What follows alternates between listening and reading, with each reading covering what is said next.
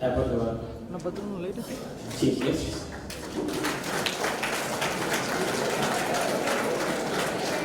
Let me say a few of his great things before we tell you of college. Praveen Kamath has over 20 years organizations with a proven track record of leading global leadership teams, processes, and talent management practices. For the last 15 years, he has been associated with Wipro Limited, global leader for training and development, global HR business partner, and HR strategic initiative leader across business in US, Europe, and rest of Asia.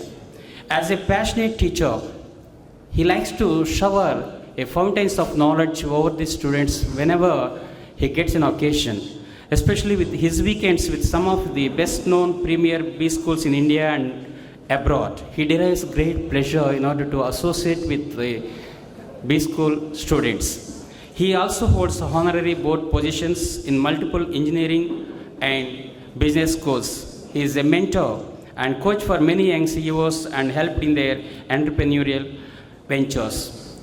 His services towards the education sector is very dear to him, and he has volunteered to support more than 100 primary school underprivileged children every year. His other passion, above all, this is very, very important from his character actually.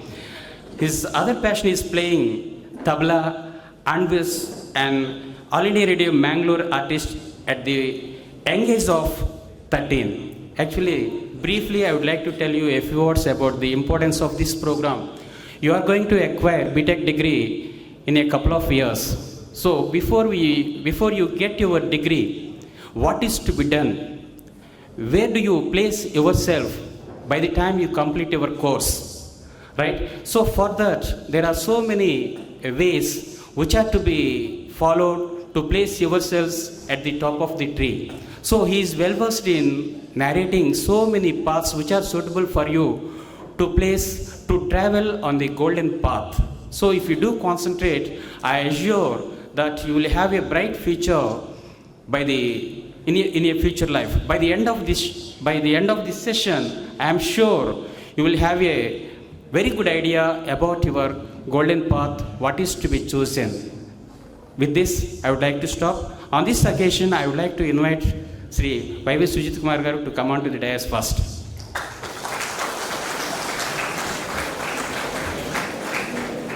Thank you, sir. I also invite Praveen Kamath K. sir to come on to the dais, sir. Thank you, sir.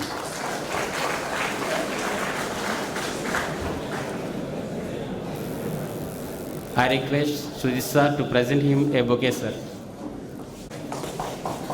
Thank you, sir. All right, good morning to all of you.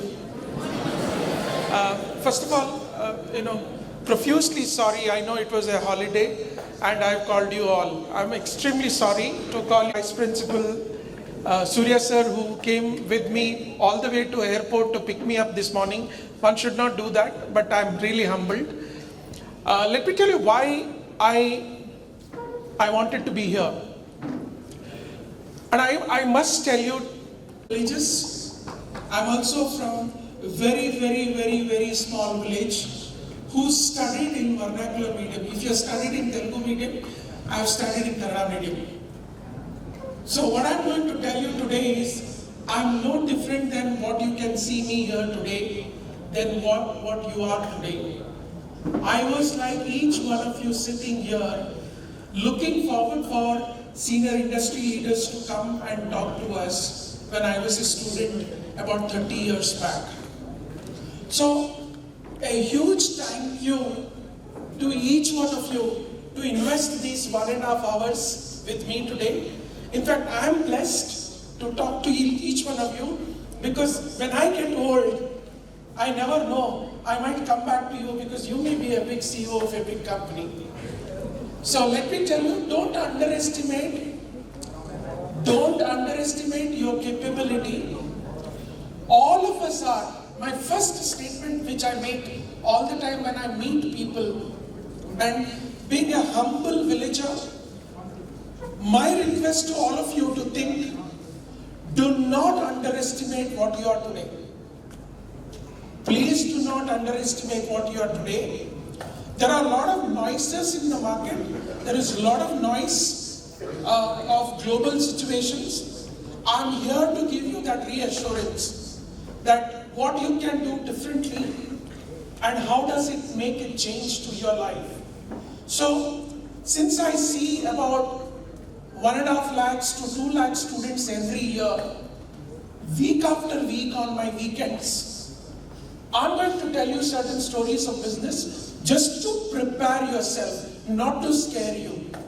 Not to scare you. So please believe me, maybe we have a formal certification program also, no, right? It's the entire 1.5 hours for me to speak? Okay, wonderful. So, I just want to make sure I don't kill your time. After that, I just want to meet sometime with teachers also. So, maybe I'll keep for 1 hour of my insights, my ideas, my thought process. Maybe half an hour, you can ask me questions. And if you feel shy to ask in English, I know a little bit of Telugu because my first reportee who reported to me is Nagendra from Guntur. So I know Guntur for ages now. So he used to report to me in Rajashri Cement and he forced me, he never spoke to me in Hindi and English. Can you believe this? I was in Time Office, he never spoke to me in English or Hindi. He always came to he was a time officer and I was a labor welfare officer and he will come to his shift work and he will always speak to me in Telugu. So that's to me from my family days. So I had visited to Guntur long back. So I think there is an affiliation towards Guntur. So what I'm going to share with you today is something which you might know, you may not know, but let's understand. Let's understand one by one about what's happening there. One, let me also tell you, as students, if somebody comes and tells you that academic excellence is not important, if somebody comes and tells you academic excellence is not important, you should put them in a gunny bag. You know gunny bag? Tie the top and hit with a rod. You know why? Whatever said and done team, and you can ask your chairman's office, Sujit, you can talk to your chairman, you can talk to anyone, any universe you go, anywhere you go, whether you run your own business, when you work for your father or mother or your uncle or your aunt, or you work for a large multinational company, if your academic excellence is not good, your passport will not be available to get the visa. So to that extent, please, for heaven's sake, do not ignore academic excellence. Maybe, I know my daughter is in Narayana, and I know Narayana and Chaitanya are the two +1 and +2, and you know how they squeeze you, right? They really squeeze you, right? And she works, and I put her intentionally to Narayana. I have not gone to some international school and admitted her in international school. I put her in Narayana because this is the place you have to get invested on education. This is the time of the year, this is the time of your age, you have to get invested in your education. Your education criteria is watched by people till you're active in work. Now, people might come back and tell you that, no, you have to be a smart worker. Have you seen people telling you, saying that you should be more of smart guy than hard-working person? I think that example doesn't work. You look at Sachin Tendulkar, you look at Usain Bolt, you look at Rahul Dravid, you look at any of the cricketers. Have they just become players by looking at copybook cricket? They were there practicing all the time, doing net practice again and again and again, becoming excellent there in their job. Let me tell you, today I got up at 3 a.m.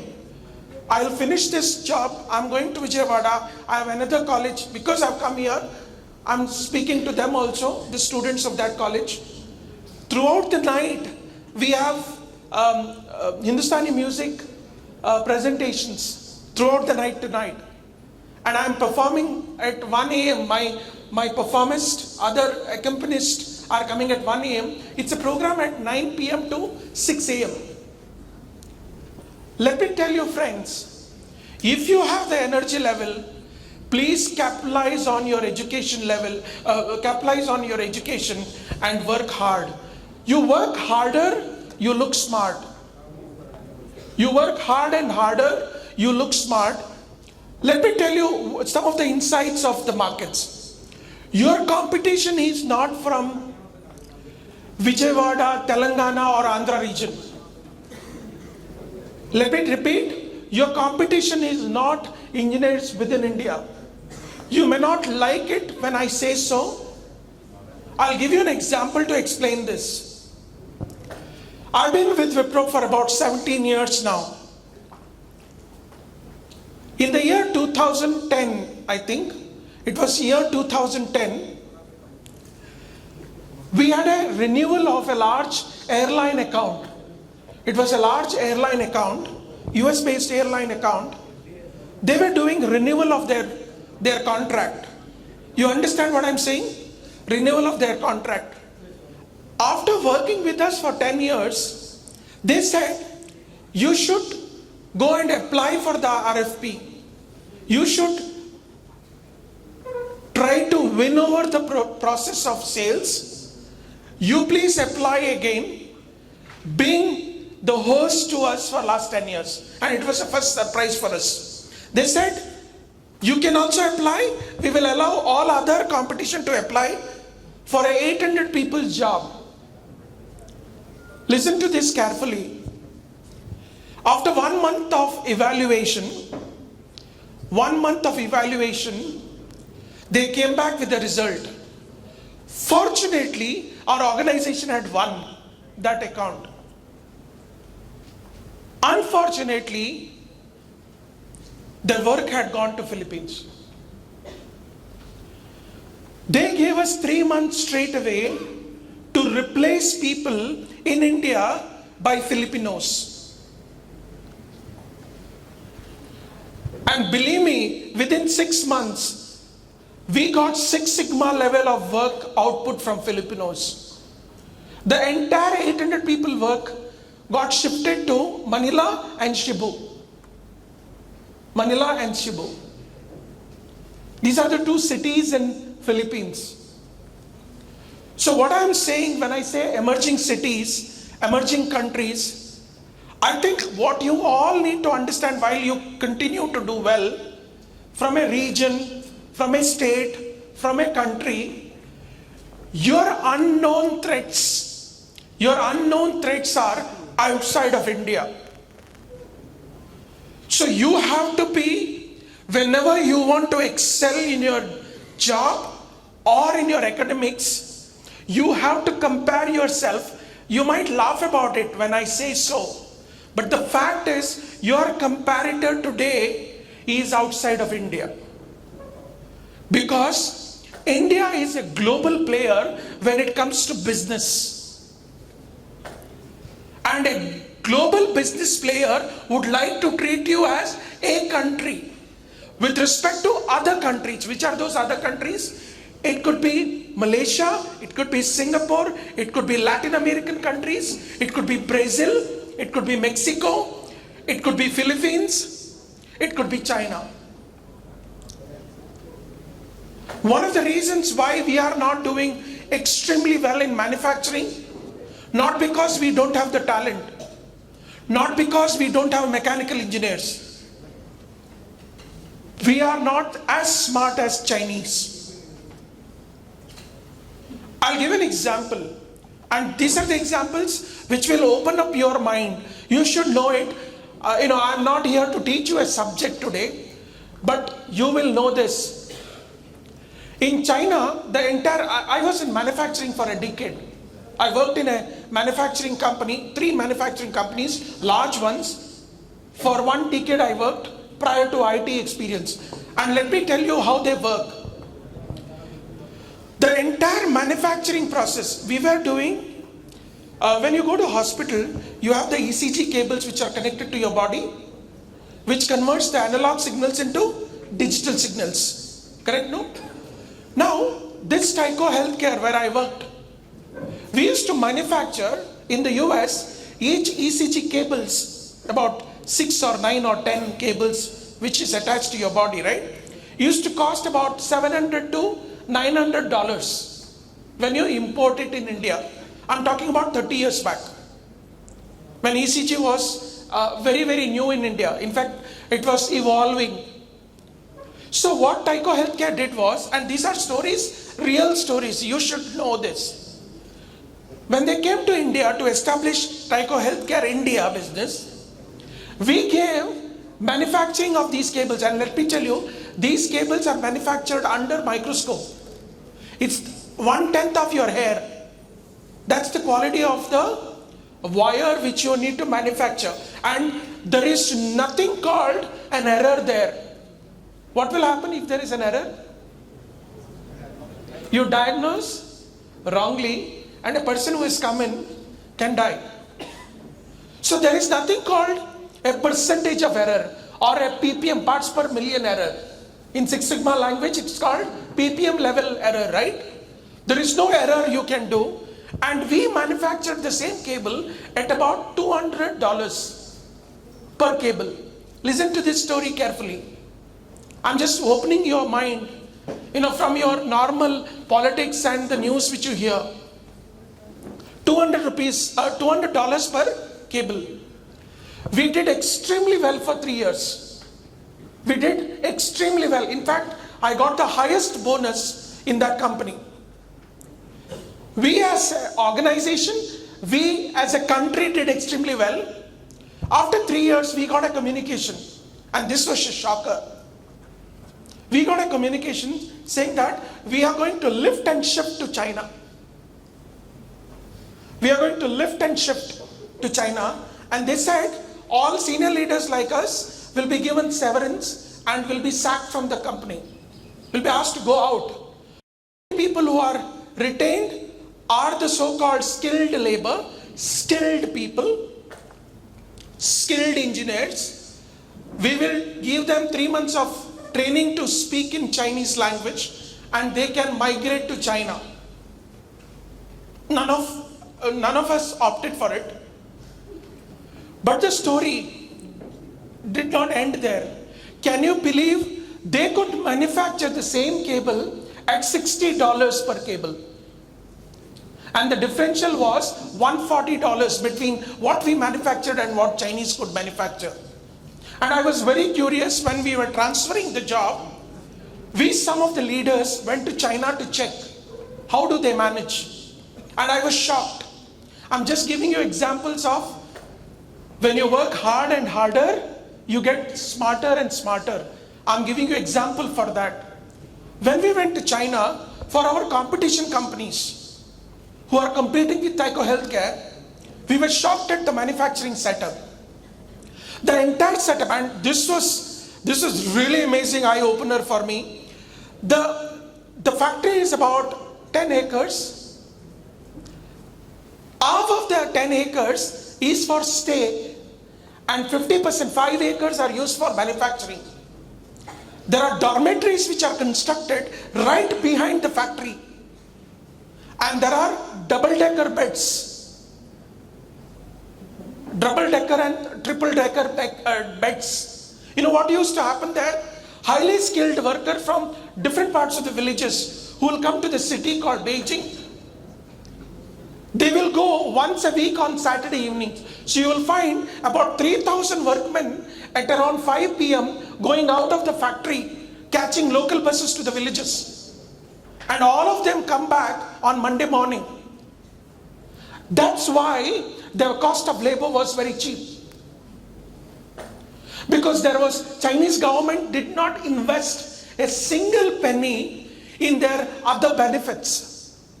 It's a different conversation altogether. What I'm trying to impress there is, there are people out there outside of the country who's smarter than you and me.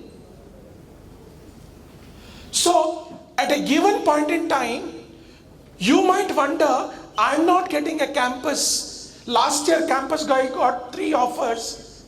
I did not get a single offer this year. Many times, dynamics of what's happening in Guntur has no bearing on your quality. You may be as good or as bad as last year. But the dynamics outside of this country can really determine your future. So what I'm trying to impress here, what is that I should do? That's why my second, circle there. And believe me, it's only ordinary people become extraordinary, okay? If you already think that you're extraordinary, you can't become better. People like you and me who are extremely ordinary will become extraordinary. First lesson for all of us, besides your engineering, what is that new things you are learning on a daily basis? You have the Brahmastra. You have the Brahma screen time which you have leveraged. On a weekly basis, your screen time spent is about 4.5 hours to 6 hours. All of you might cross 6 hours also. If you are not, that means you are in the right direction. It's a fact that many times we become slave to our mobility. Now, mobility, if you want to use it for your advantage, it can create wonders for yourself. How many times you know for sure in your specialization, whether you are a electrical specialization, mechanical, mechatronics, ENC, CSC, whatever specialization, civil, whatever specialization you are in, do you know what are the certification programs which will give you an edge? Do you know which are the universities in India and outside of India which can help you to become a better engineer? So when I am talking about niche skills, I am talking about niche. University curriculum has to be met. That is the job of professors sitting here. Besides you meeting the university curriculum, and I'm not telling you from the hat, okay? I have a child who is 17 years old, and I know what kind of rigor I give her. What I speak here, what I do at home. Now most of us complain, sir, we don't get sleep. Normal human being at this age profile, you need. And let me tell you, I slept for about 3 to 4 hours as a student for about 10 years. That's why I consistently got rank and gold medal. And let me tell you, this helped me to compete with the best in class students who could speak eloquent English, who could really rattle a summary, who could speak so well in elocution competition. But the only way I can beat them by working hard. So pick up skills, pick up certification which you can do. There are free certification and there are bodies which I don't want to tell you, you know it. In India, there are websites by Government of India wherein you can take certifications, right? All of you know it. How many times you have gone and taken those certifications?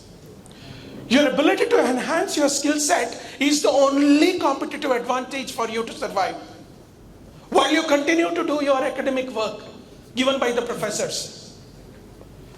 The third important aspect, if you are not able to understand languages, international languages, the basics of international languages, how many of us know other than English? How many of us know French? How many of us can speak Spanish? How many of us can speak Portuguese? How many of us can speak Japanese here? You might be thinking I'm mad, right? I'm mad. Let me tell you, I was recruiting for Bloomberg in the year 2008. Bloomberg came to India. Mr. Bloomberg himself came to India. And listen to this story again. He was recruiting for financial services people with ordinary BCom.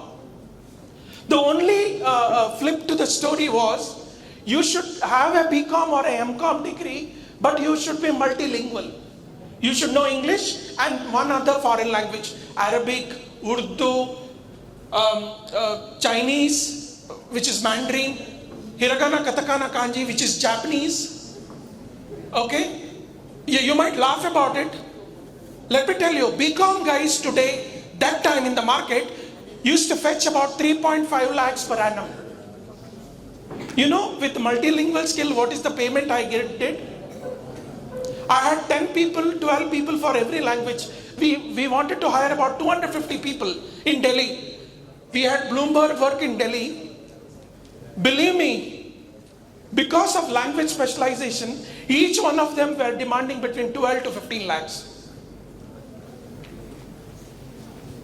If my wife at the age of 40 can learn Japanese, which has 3 dialects, she's a banker by design. She left her job because we had a family to look after. At the age of 40, Hiragana, Katakana and Kanji, which is Japanese language, she picked up at the age of 40. 40. If she can pick up, there are people at the age of 60 learned a foreign language. Whenever you get an opportunity, team, there is enough and more tutorials available online. In your specialization, for example, if you're a mechanical or a mechatronics engineer, your typical mecca would be either Germany or China. You need to pick up languages accordingly. Now you will tell me, sir, kal ka kaam nahi hai. How can you talk about languages? Let me tell you, your total life of working is about 35 years. Don't lose sight of your 35 years just because you did not get an offer in the campus in the next 6 months. Don't mess up with your career just because you are looking at a near visibility. Please pick up language skills. And finally, this is a soft skill, I call it as. Let me tell you, most of the leaders, including people who run institutions, fail to understand behavioral skills.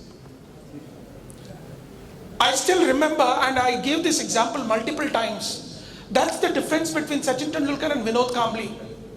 Both played cricket together, and I gave this example several times just to make sure what can make you a different person, having belonged to the same college, having passed out from the same specialization, having got the same marks.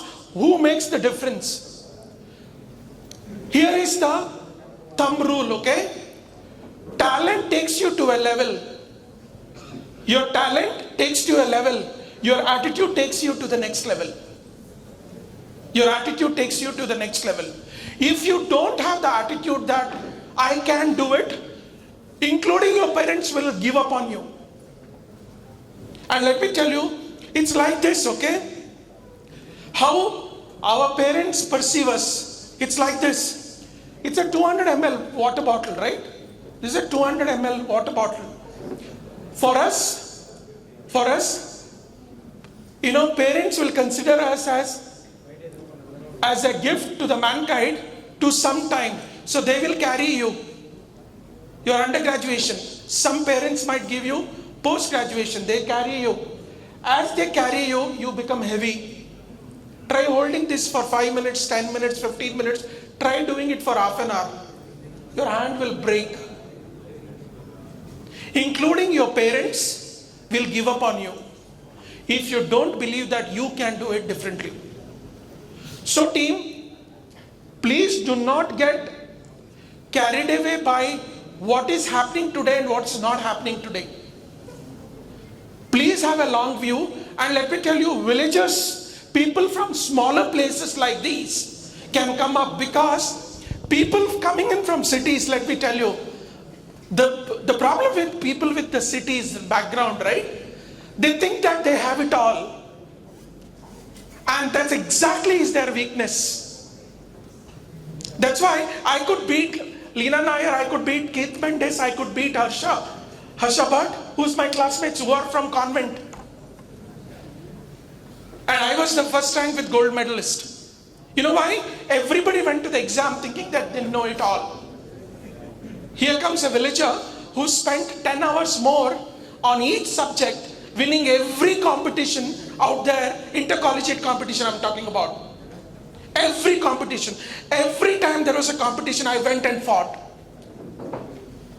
It was shameful when I did first time, second time, third time. People laughed at me. People mocked at me. People said, you just can't do it. So team, please pick up skills which you don't have and have a great attitude. How do I have great attitude? I'll give you certain tips, okay team? I'll give you certain tips. What does great attitude mean? First, how many of us know time management? I divide your 24 hours into 8, 8 and 8.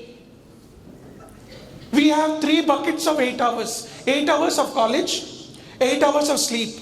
You know what we do? We give up on the last 8 hours. Everybody compares themselves. Sir, I need 8 hours of sleep. Sir, I have 8 hours of college. What do we do with the last 8 hours? Let me tell you, that 8 hours makes you or breaks you. That 8 hours makes you or breaks you. I'll give an example.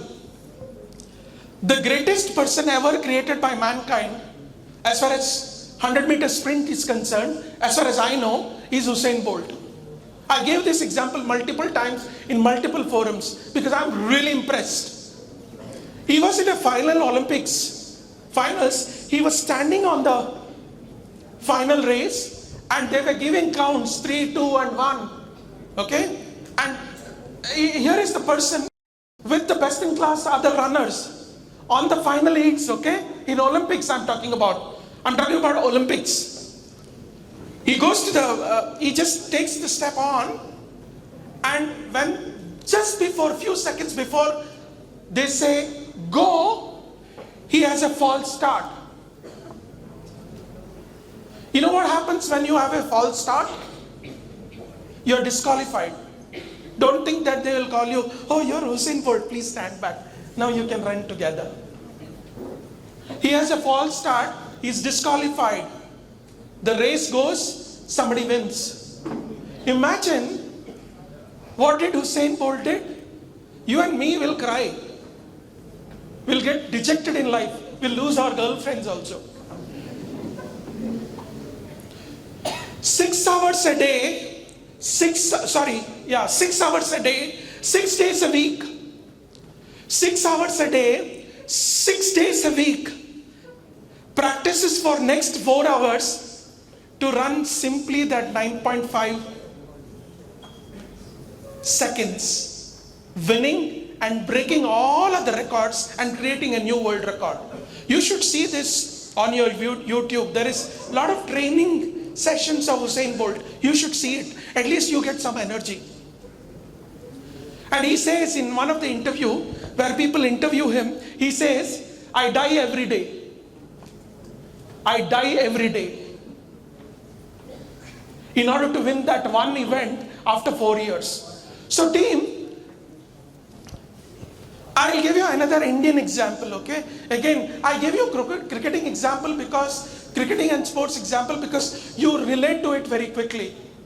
And this is again a repeat, I will do it multiple times because I am really convinced. It was early in the morning at 7:10 in the ground, somebody playing on the non-striker side.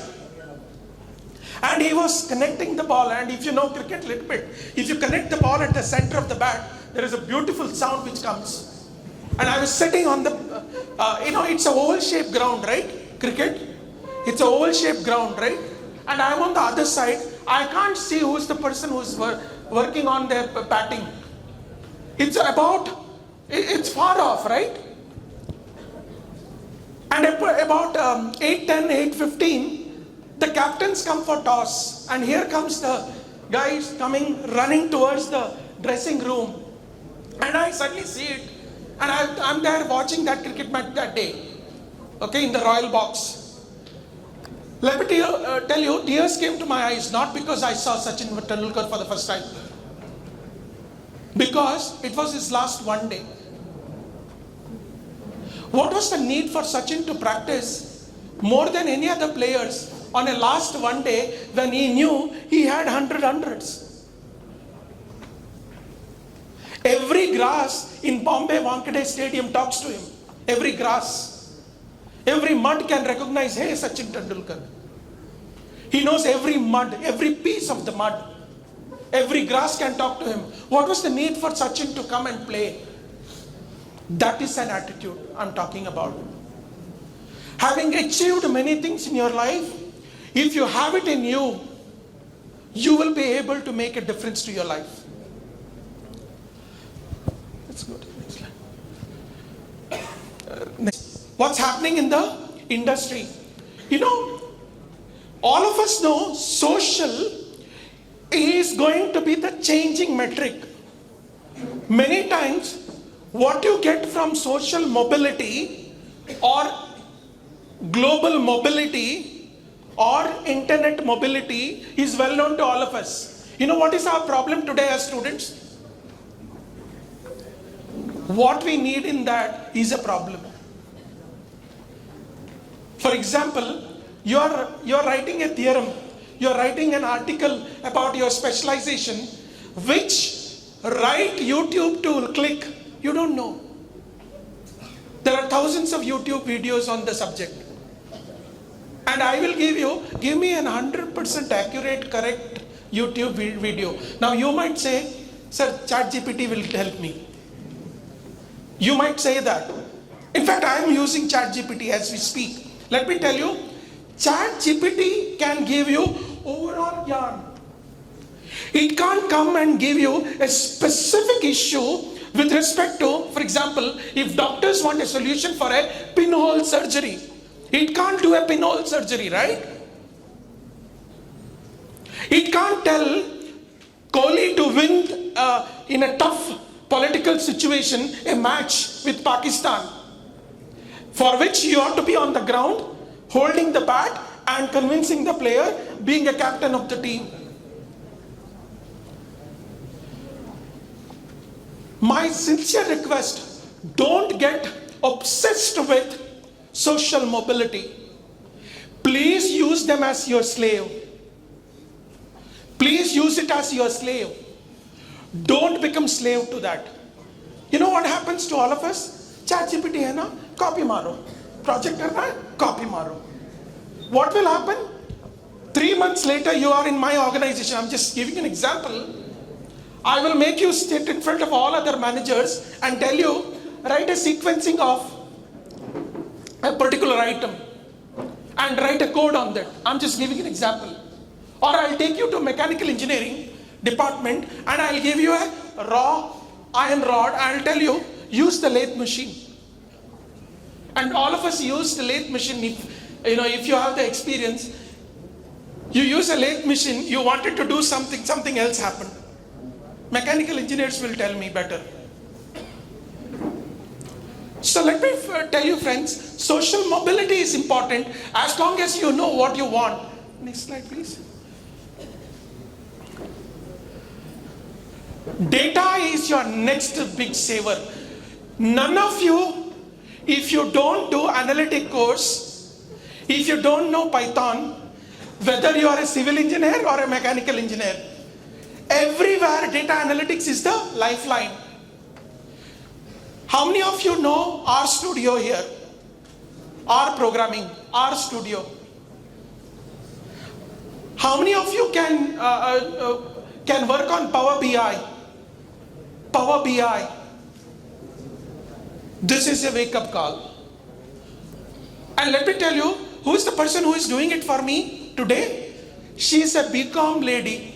She did BCom 10 years back. She writes programs in Power BI. She is not even an engineer like you. My analytics person, who is an ordinary BSc and MSc guy, if they can do it, all of you can do it.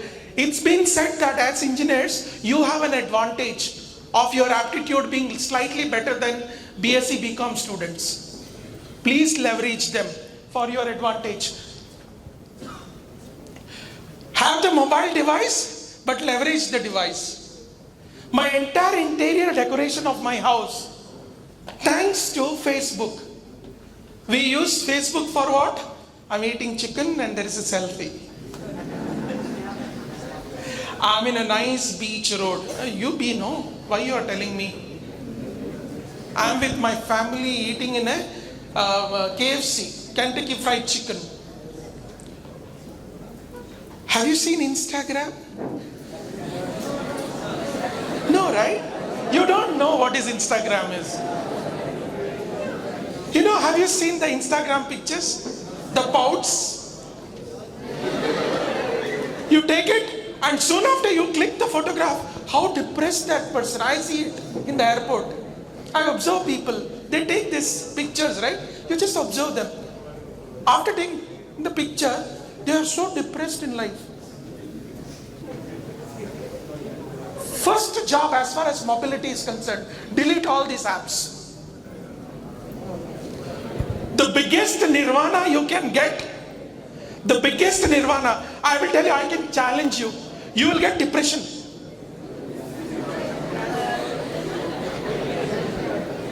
You get one of the biggest weaklings of mobility today is who's making money? Insta people are making money. Facebook is making money. ChatGPT is making money. Brad is making money. Brad is the competition for ChatGPT now. He is making money. You and me are duds. Simple, useless people available for anybody to consume. So, become smart. Become smart by leveraging how much I should use my mobility. I'll give an example. You copy projects, you copy assignments, you copy content from Google. All of us do. I'm a PhD student, I also do. I don't want to shy away. I also have done. Only thing is plagiarism check they do, it can't be more than 5%. So I have to get back to 6th revision, 7th revision, 8th revision, 10th revision, so that my plagiarism is less than 5%. So I'm not bullshitting here in front of you just because I'm standing here. All of us copy. It's okay to copy as long as it becomes your style. That's the content which I want to take home. The biggest of the poetries have been written by the poets by copying someone initially. After 3, 4, 5 years, they have become better because they brought in their style. What is your style? You think about it. Just go to the next. Okay, the other one which I just want to tell you, when I go to these colleges, I have this queries coming in from kids. They always tell me, sir, I can do sketching. I can do wonderful dance. Kuchipudi I can do extremely well. Sir, I'm a big fashionist. I have interest in fashion. I'm a big fashionist. I have kids talking, the men, sir, mechanical. You give me a bike, I can redraw the bike and do a good job. There are people who come and tell me, sir, I can do chalk piece painting. Do not give up on your passion. Do not give up on your passion. And let me tell you, friends, and this is reality, okay? I was playing tabla at the age of 5.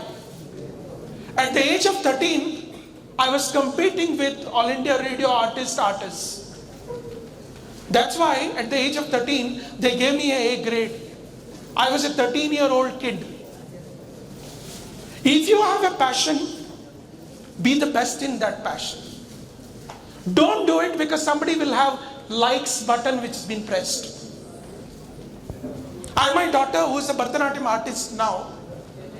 I'm about 35 years of tabla. Tonight I'm performing on the stage. The only reason I'm performing just to prove myself, not to the world. To myself, to play, because every other players who are playing tonight are in their 20s. All instrumentalists and the singers are between, except for the first 2 recitals at 9 p.m. when the government authorities are coming and they are inaugurating. Rest all players are of your age. And I want to prove my best to sit with them just to tell myself I'm still in the market when it comes to arts. Sometimes, team, it's okay to have your passion. So I call this as, what is your mainstream? Your mainstream could be engineering. Your second mainstream, there is nothing called alternative mainstream. There is nothing called alternative mainstream. If you're thinking it's about alternative mainstream, you are a fool. You need to have second mainstream, which is your passion. It could be as simple as teaching somebody the local folk dance. That's your passion. Please cultivate. There are people who come and work with videographers, who work with, say, technology experts, but become better every day. What I'm telling you, if you want to be an independent worker or a gig worker, your challenge today is leveraging your skill set. Let me tell you what is a gig work, and you will like it. In fact, my daughter loves it whenever I tell her this concept. Today's concept of working for all of you in the future is like this, and this is a real example of a person, okay? He starts his day, and listen to this story. He starts his day by being an RJ in Bangalore. He does RJing work from 6 to 10 a.m. except for one day. I think one day is a weekly off for him. 6 to 10. He comes back home. At about 12 o'clock, he picks up his guitar. He plays English style his guitar.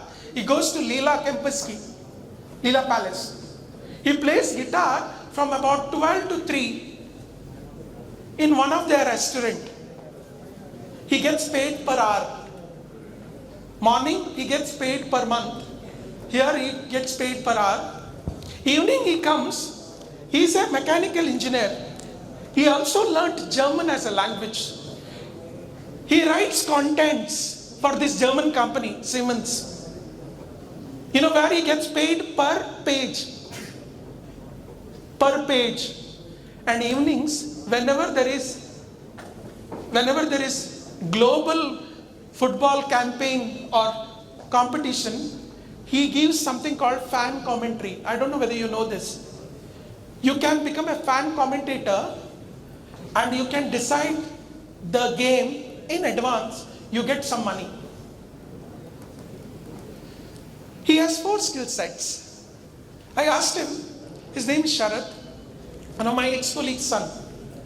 I asked him, why you have not joined a Wipro or a TCS or an Infosys or a GE or a 3M or a...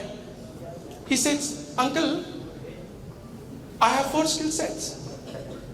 I want to leverage all the 4 skill sets. But I don't want to be one step below the best in that area. So all the time what I do is, when I write my content, am I the best? When I do radio jockey work, I compare the ratings of 2 jockeys when they come and speak. When I play guitar, I see every time whether that foreigner who is looking at my playing is able to acknowledge and tapping on the legs.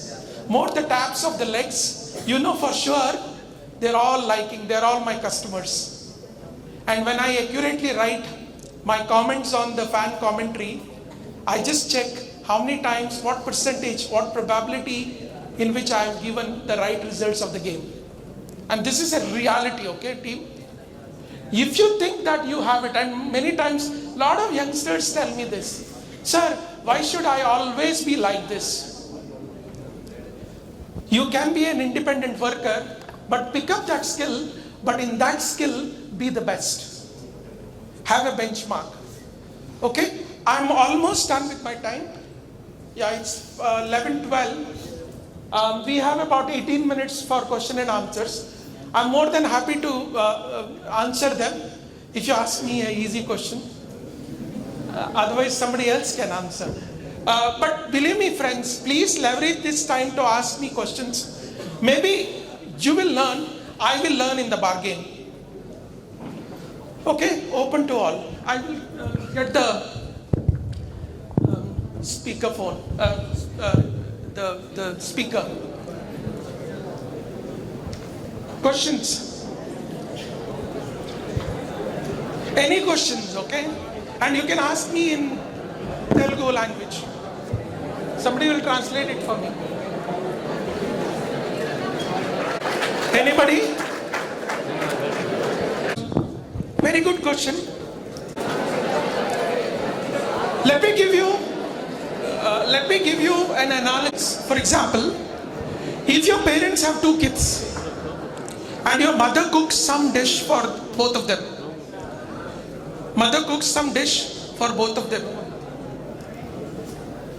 sometimes one likes it and the other one doesn't like it. Will your mother always cater to both of you all the time? For example, at home, you have 2 children or you are sibling to somebody, mother cooks for both of you and one likes it, other doesn't like, and this is a permanent scenario at home, everybody's house, including my own house. If you keep complaining, for example, to my wife, I and my daughter, or you complaining to your mother along with your sibling, will your mother tolerate? Your mother tolerates? It's not a hotel, right? It's home. One, there are external factors for industry to go through ups and downs. Let me tell you, I've seen about 6 or 7 ups and downs in my last 28 years, including losing of my job. There was no fault of mine when Tyco decided to go to China. We were making profit of the order of 40%. China could cater to the need at 80%. Is it my fault? Did I not cater to the skill set which I wanted? That's one reason. Many times, reason for having a job, not having a job, having a good job market and not having a good job market, unfortunately, all the time doesn't depend on you. That's number one. Number two, there are larger economics which has gone wrong in some of the developed nations. Not so much in India, thankfully. We actually belong to a Punya Bhumi. There are a lot of borrowings which is done by countries like China, some of the European countries, and the war which happened. The war happened, had an impact on US economy. Now you might be telling, unfortunately, they are the largest consumption industry of industries. US economy is the largest consumer of all the industries, and we have a dependency on US economy. Having said that, what you hear about people who have lost job is unfortunately largely is a function of whether there is a US specific impact. That's why all the firing which is happening today is largely in the US. Fortunately, we are saved. As we speak, and I speak to all my industry colleagues, in India, the impact is bare minimum. I repeat, bare minimum. You have not seen the 2007 impact. You have not seen the Lehman Brothers impact. What you see here today, because of media, you get to know today, in 2007, the impact was big. So, there are economies which can really decide whether you are employed or no. Can you control again? You hardly have any control. That's the second. Third, having said that, whether people are getting fired or no, I spoke to one of the engineering students of Bangalore, and I asked her, what did you do because your campus got delayed? You got the offer, she got 3 offers, and all the 3 companies delayed the joining. I asked her, what did you do in the last 6 months? Answer was none. She simply wasted her time. My only request, good times and bad times happens for everyone all the time. What did you do about it? What did I do about it? Let me tell you, when COVID happened, and this is reality story about me. A reality story about me. I took advantage of COVID. You know why? People all came to me, my peers, right, in the industry, who are all senior leaders in the industry. Everybody said, we don't know whether we will have our jobs. Okay? It's a reality, right? Whether you are a managing director of a company or a vice president of a company, doesn't matter. I said, whether job is available for me or no, I have an advantage of COVID. I've been trying for doing my PhD coursework for the last 10 years. I got invited to do my PhD in some of the best known university, both in India and outside. I could not go. You know why? 200 hours of coursework. That coursework has to happen in the university. You have to go to the college and do. For a person like me, on the weekend I'm teaching, how can I go and do coursework? The best time happened, COVID happened. I applied for all the 3 universities, all of them called me, and I took one of them and pursued my PhD. 2 years of my coursework was done thanks to COVID.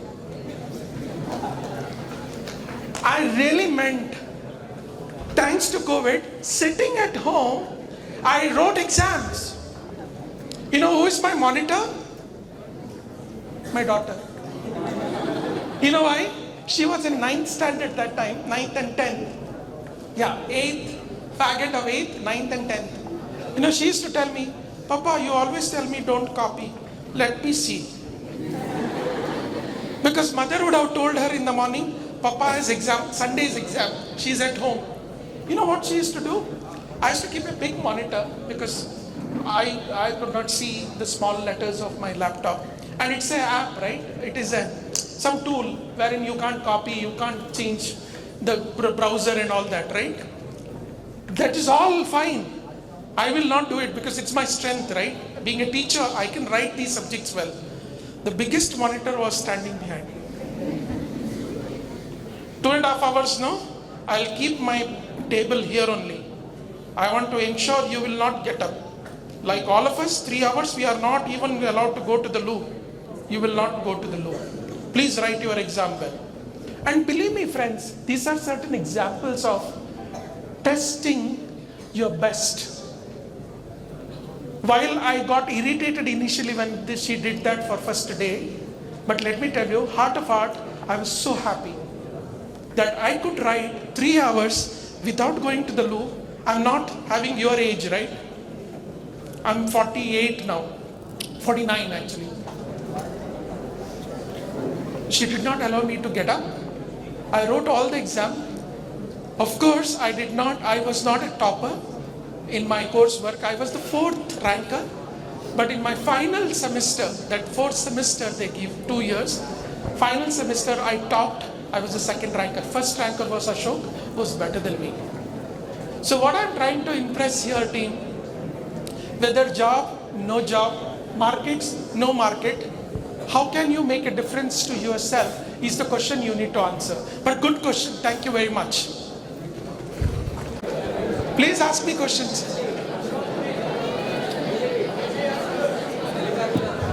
What is that? You want the mic?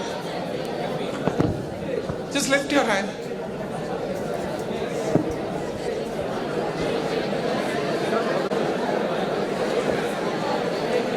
Yeah, there is the last person there. Yeah, you can ask, both of you. For creating startup companies. My God, that's a very difficult question. Okay. Okay, let's starting anything new. Let's not take big words of startups and all that. Something new you want to start. The first answer to that is how much you know about it. How much you know about it. When I say how much you know about it, have you read about it? Have you worked in your situations? Have you done hobby projects, articles about that particular startup? Do you know who are the people who are doing such startups in India? Do we know what is the investment required? Do you know how do I support myself when I do the startup? First question to be answered is sitting and writing about what you know about startup. The startup which you want to start. For example, a startup could be as simple as about 10 types of tea you want to sell. About 10 types of tea you want to sell. You first of all should know who are the tea vendors around. And let me tell you, you might think selling tea is the easy startup. Absolutely no. There are loyalty for ages. People will go to the same tea fellow for years together. He may not have a very, very stylish output. When you start with a big, imaginary project work together, you will have to realize who are the local vendors. I'm just saying how much you know about that startup makes all the difference. If you can write 10 pages about what you know about your startup, 10 pages about what you know, and you should write. And that's the first step. I coach about 15 students who do startups in Bangalore. Let me tell you, we have something called in IMB, there is something called an entrepreneurial cell.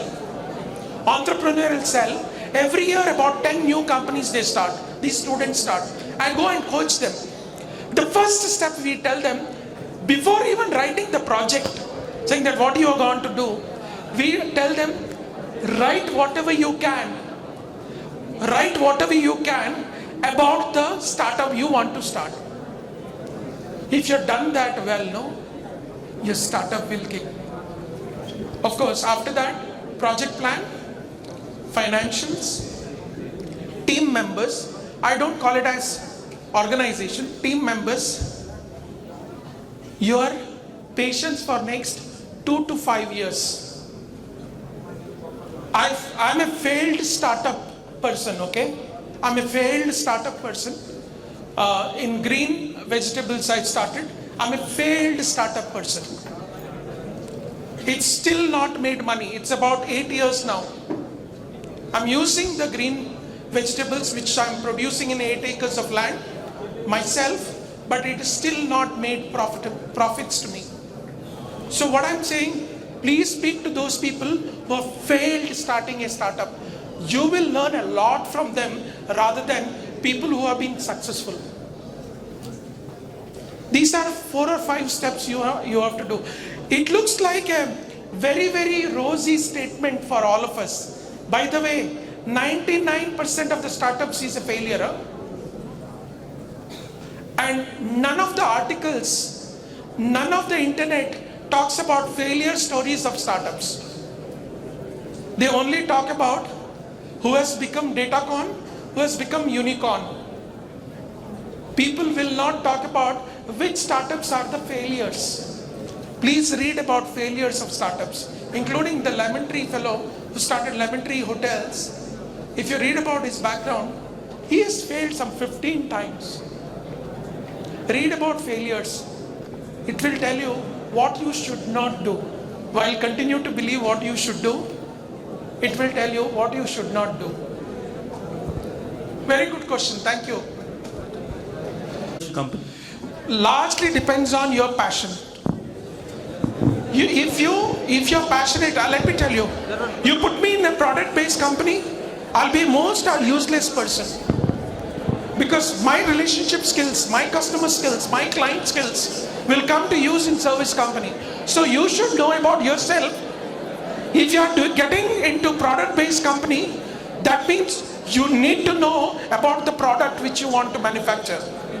Your ability to know it makes you extremely successful. You should know what's your lifeline inside. The problem with all of us, we carried away by our friends' input, right? Carried away by our senior input. We never find time to ask ourselves, what is that I'm good at?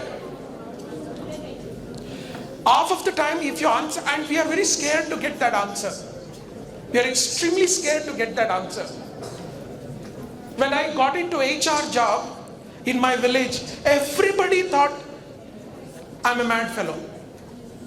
And people in my village never knew what the hell is human resources is. People knew engineering, people know becoming a doctor, people knew becoming a lawyer and a chartered accountant. People never knew what is human resources. In fact, in my village, people said, what is that? He is doing some. So I'm just saying, know your passion, and accordingly, once you know your passions, it could be seniors, it could be uncles and aunts, it could be your professors, you should always consult. Nothing wrong in consultation. Now I'm learning Bhagavad Gita. My classes are on the weekends, morning hours. Otherwise I record that class. There is nothing wrong in learning from anyone at a particular age.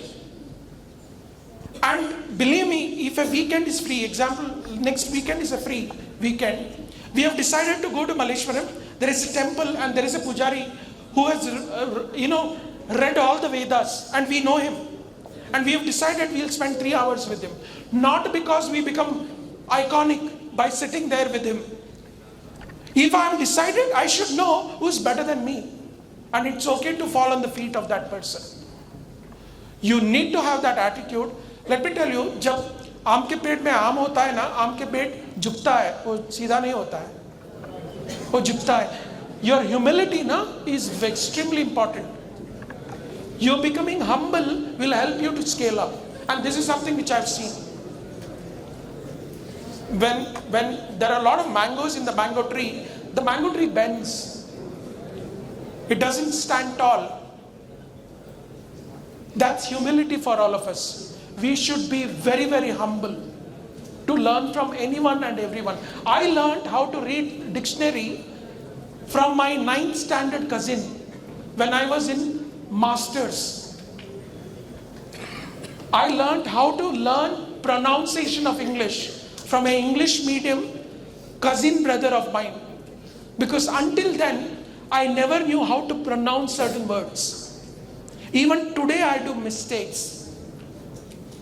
When some of the recordings in YouTube, when my wife sees, she always tells me, these are, because she's learned in a convent, she lived in London for many years, she came back to India, she's extremely good at language. Her passion is language besides banking. It's okay to learn, yeah, it's difficult to listen to your wife and still correct yourself, your ego doesn't allow you. But let me tell you, I normally keep the ego in the playground. It's okay to learn. Yeah, Professor wanted to ask me a question. Just one question. Yeah. Basically, one of my students asked me the other day, in this age of automation, do you think professor's job will be automated? I said, it could be possible, but I don't have a pakka answer. Okay.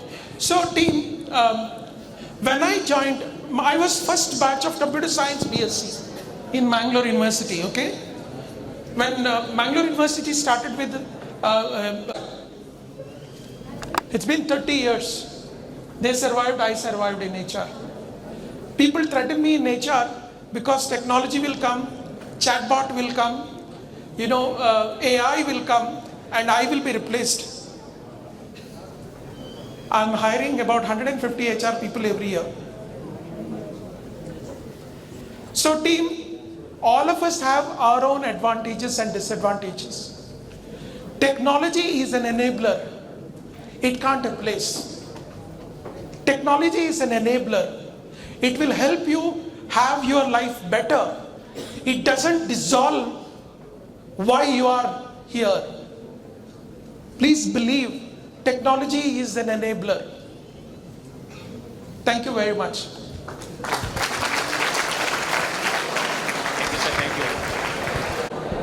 Hello.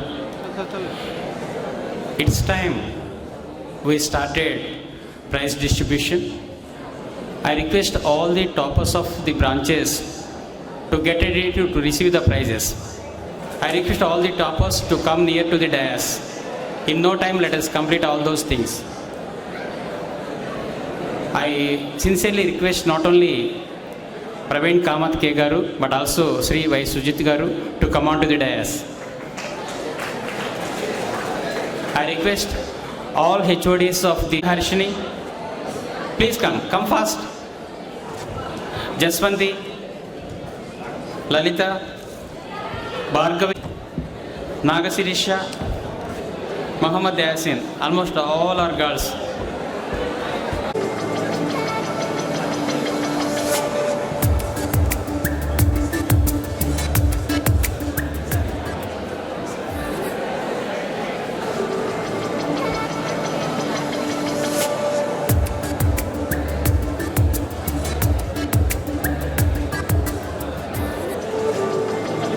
Next, Kotakam Jaswanti, third year bit.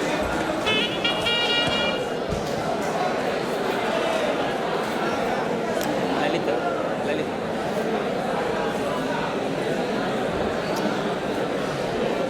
Vannam Lalita, CSIT.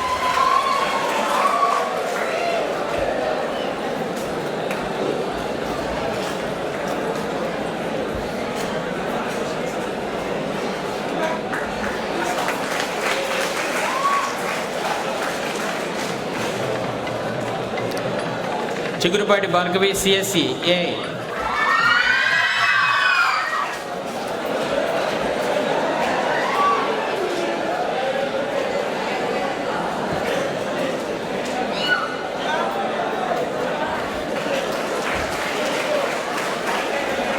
Goda Deepthi from EC department.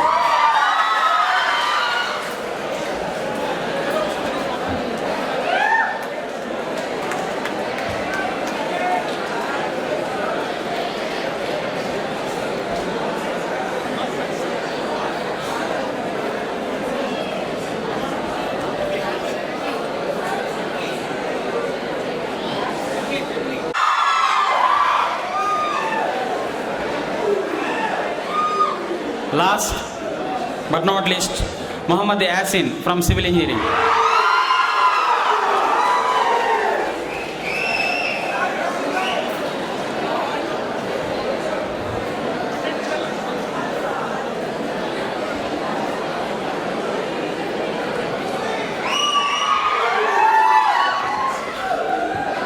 One more thing, I sincerely request our guest Praveen Kamath garu and Sri Y. Sujit garu to launch the poster of Novam.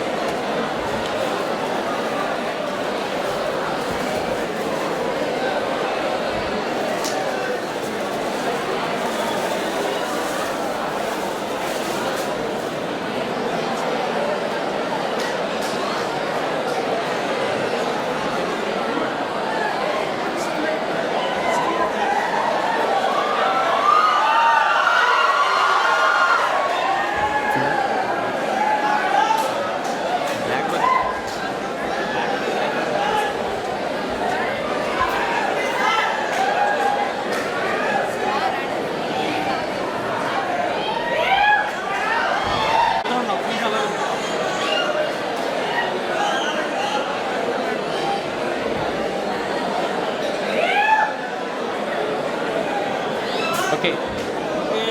Thank you. Let us felicitate our guest Praveen Kamath garu. I request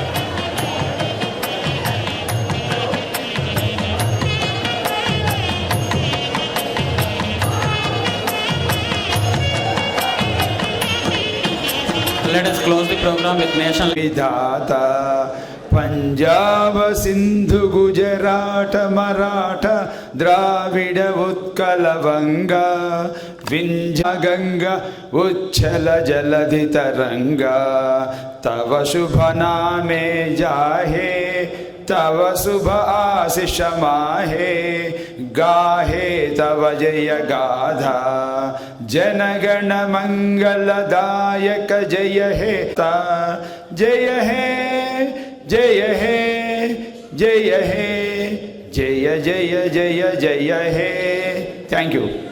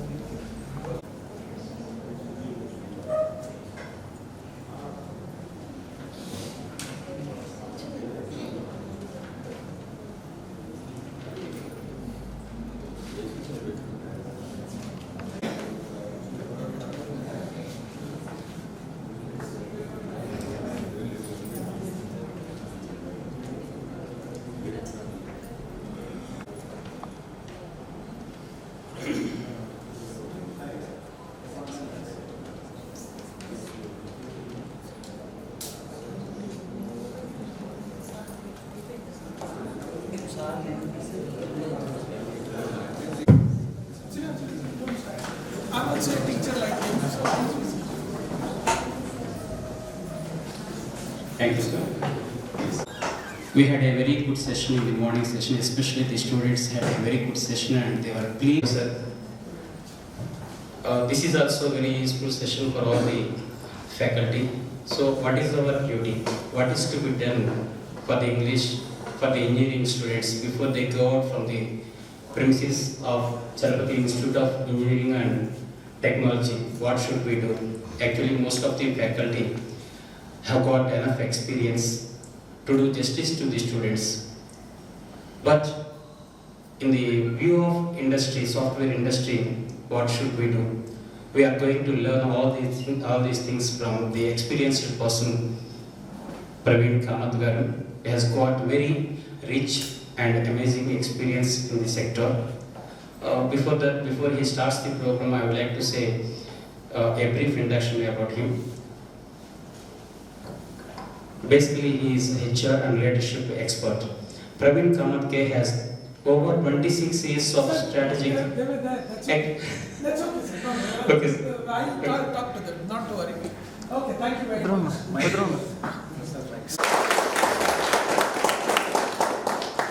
Sir, don't think otherwise. This is for the sake. Thank you very much coming on a Saturday, which was holiday. I know you have to work today. And let me also tell you, I'm a teacher for last 27 years, if you don't know. So, I teach in 3 IIMs as we speak on every weekend. I teach regular credit courses, if you don't know. 1 credit, 2 credit, 3 credit courses. I work with Government of India in the education space on deciding future of education in India. So, which I don't discuss on the stage with students. In fact, the curriculum which is currently being reviewed and actioned, I had my little investment of time and effort because they also have industry experts. People have different opinions about it. We are not here to discuss the opinions, but I just want to tell you, I'm in a space, I'm a peer to you, okay? I'm not at a pedestal as an industry leader. So I'm going to talk to you about what kind of teachers we can be. And I want to have a frank conversation here. It's not exchange of my big thoughts. One thing for sure I've realized, being a faculty in India, in some of the Western universities, what is that we can do differently? I'm a visiting faculty of some of the Ivy League schools in the United States. I worked for a decade with US companies, wherein I was invited by invitation to teach credit courses in Ivy Leagues. Year before last year, I was in Latin America, about 3 universities where I taught 3 subjects for a period of 15 days. I've done about 20 years of faculty development program as an expert teacher and my experiences. So whatever I'm going to share today is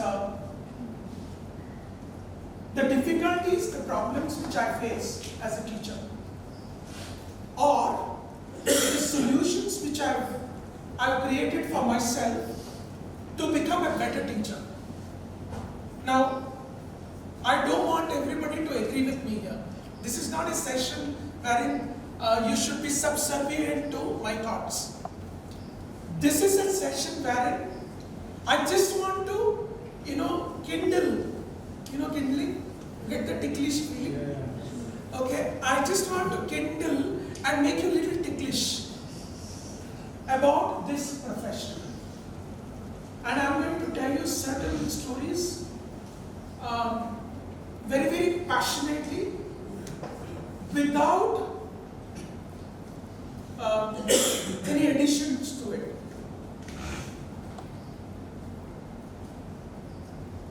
My first day, Carnegie Mellon in the US, I was 27 years old. Rich Gross, who was my supervisor, who got a 1-credit course called Manufacturing and Human Resources and Impact on Each Other is the subject for 1-credit course. As a 27 years old boy, when I reached the US, Rich Gross tells me, Praveen, you have to come and take a subject which is specific to manufacturing sector in India. Let me tell you, I was a human resource person till about 5 years, for 5 years experience, 22 to 27. What the hell I will know about manufacturing in India? Of course, I was working in manufacturing company. That was my first Googling. I went to the classroom. Of course, I prepared after that. All that, about 72 pages of notes I prepared. Believe me, friends, 72 pages of notes I prepared. It was only OHP those days. There was no, like this. Yeah, you have to write OHP. You have to have good handwriting also. Otherwise, what you have written is like a doctor, right? And the people will not be able to read.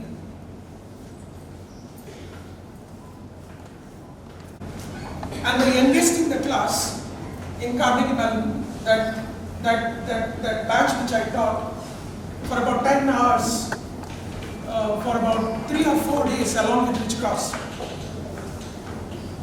was about 22 years old. My first piece of lesson learned how to be a teacher when there is a differential age and there is a differential class of people sitting in front of you, using different lenses to weigh you on one common topic. And that's the day I realized that you will, as a teacher, you will never have a universe wherein every student will be of same IQ, EQ and SQ.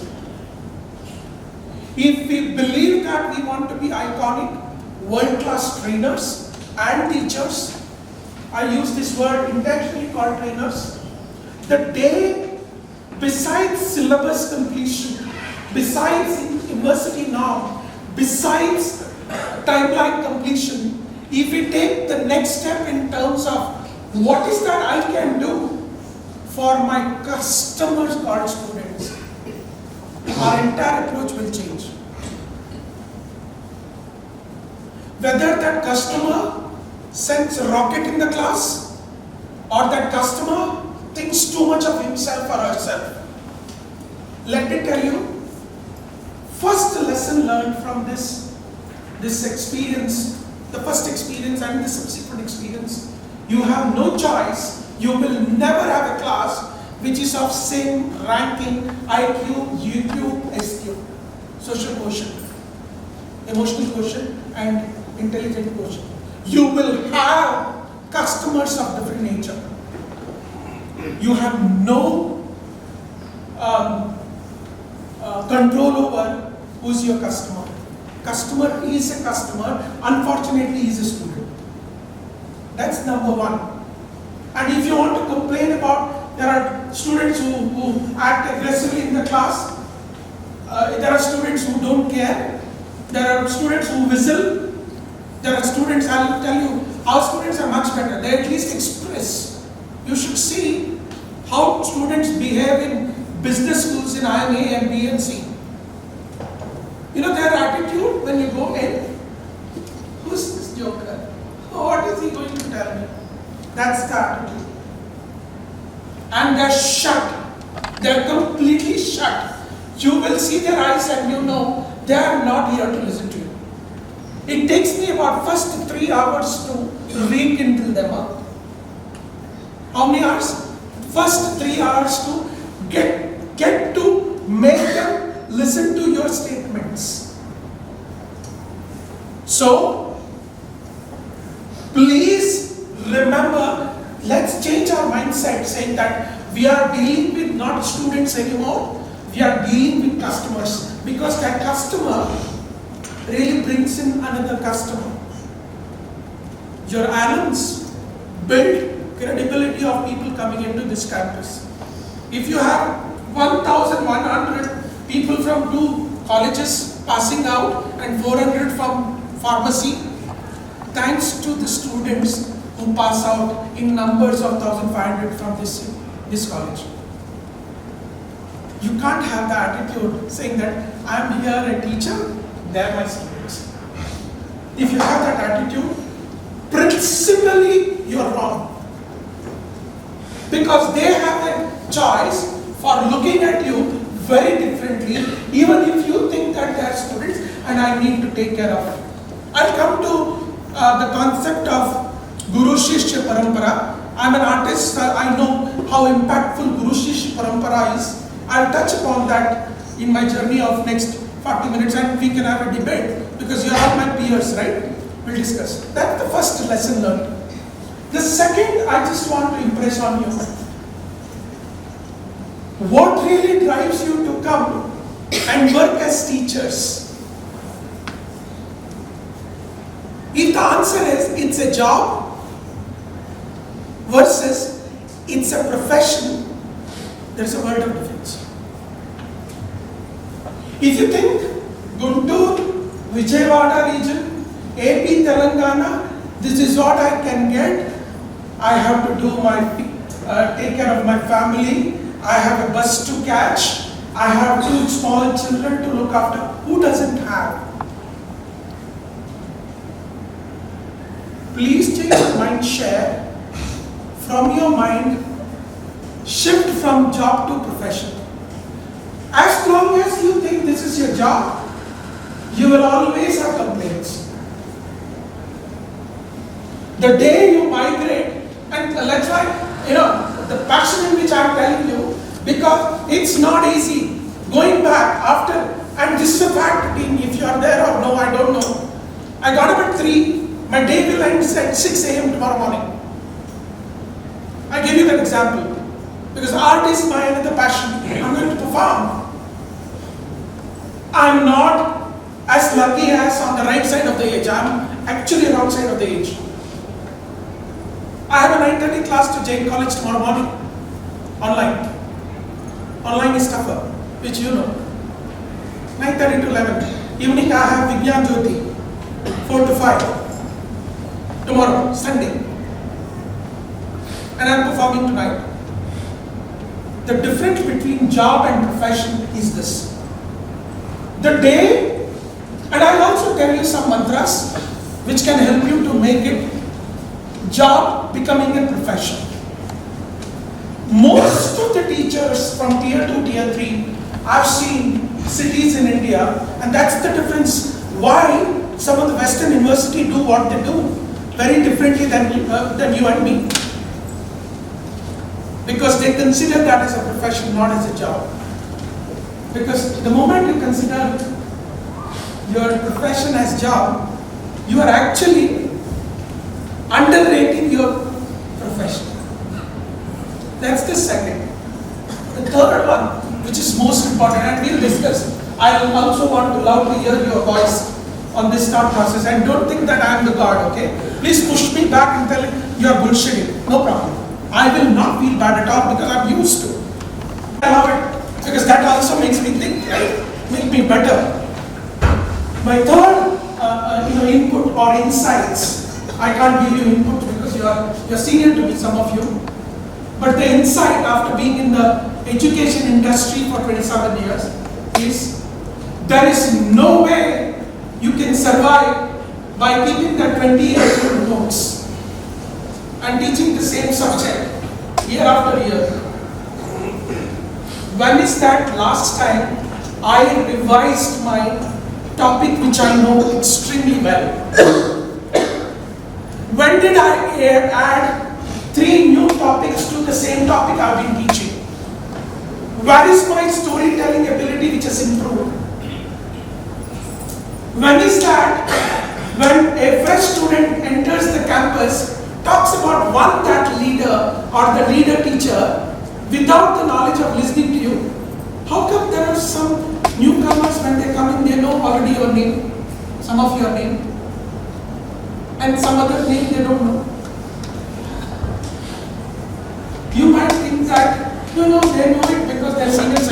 Why seniors have told your name? If we are saying there are 2 classes of students you know very well, after 15 years when they come back after marriage and having a child, you know 2 classes of students, right? Brilliant and the worst. Mediocre, you in the middle, you have forgotten.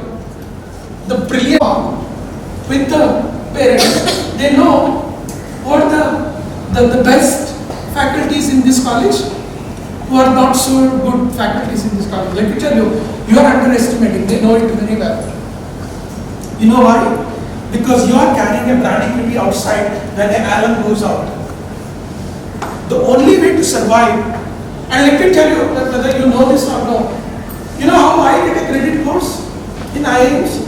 Any guesses? How do we get allocation of a subject? Anybody knows? Any guesses? Here, subjects comes to you, right? Your HOD decides you have a subject, you have a specialization in that specialization, you are given that subject.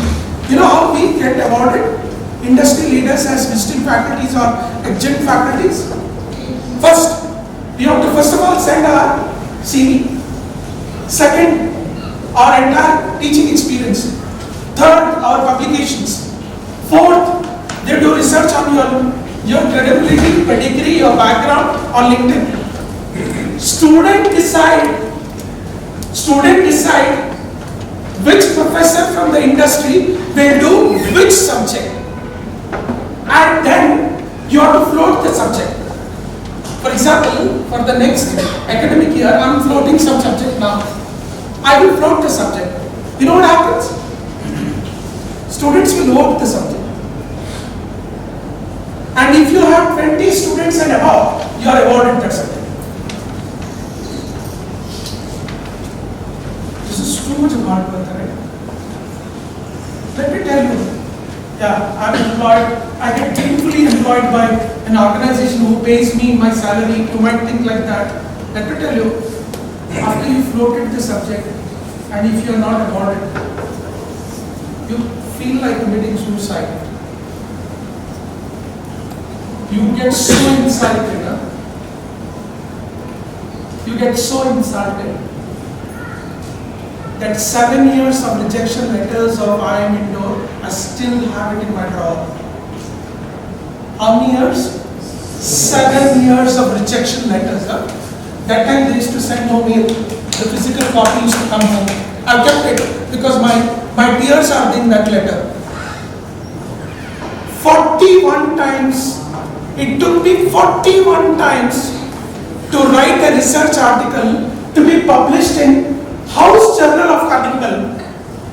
41th time they published mine. In the House Journal, not Public Journal, not Fortune magazine. Every year, 6 times, 7 times I've said. Variety of topic of my specialization being in the industry. They did not pick up. We speak about Scopus Journal, various journals which you all publish, and you get rejected, dejected in life, right? You get into depression and all that. 41 times scheme. what I'm trying to tell you here, not my sob story. I'm going to tell you what is that I have done in my profession of teaching which can make me having certain pedestal to go to the next level. When did I recertify myself in the subject which I know well? When was the last time I recertified so much so that people outside of my college started copying my notes? First step. Outside of my college started inviting me to have guest lecture session on that particular topic which I know well. How many times you were invited as an industry expert to talk to you about that experiment which you are operationalizing in your subject? How many times people have called you for calling you to, that boring research report which you stand there in the podium and read, most of the faculty sleep. Don't do for 10 publications. Who has read other than you? Oh, now you know the special reference, right? Oh, how many references you have? How many times you've been quoted? Your language, right? I'm a PhD graduate now. I'm doing my PhD. I'm a scholar. I know what language we should speak. Let me tell you, friends, as faculties, what is the age which you think you can achieve? Besides going and applying for a job in industry. I know how people are talking as teachers. Why? Is it not our noble profession? It is. St. Joseph's used to pay me as a visiting faculty 60 rupees per hour. How much? 60 rupees per hour in 1996. It is up to me whether I want to continue to teach in St. Joseph's or if I want to teach, get a grade of visiting faculty in Stanford where I get paid between $250 to $450 per hour. Benchmark, nobody comes and gives you. If you are gratified by 5 o'clock bus which you have to go, if you are gratified by 20-year-old notes which you have kept and the same PPT you are running, God bless all of us. One characteristic which I have built in my presentations, a subject if I am repeating in a college and I am using the same PPT, that means I am going backwards. Nobody reviews this, by the way. It's not for review or that symbiosis fellow or SPJ fellow will not give me award that subject again. It is my own standards. My Guruji used to tell, when you play tabla on the stage, right? I was already a radio artist at the age of 13. So my Guruji used to always tell me, don't have it in your mind that you're an artist, you're an artist, you're an artist, you're an artist. He told me one day, it is not the money which gets paid for you by playing tabla. It is the number of times the initial few rows in that hall stand up to play for you, saying that you have done a brilliant job. They stand up for you that you are given a fantastic accomplishment, accomplishing a larger or a bigger artist than you. The yardstick is not how much you got paid more.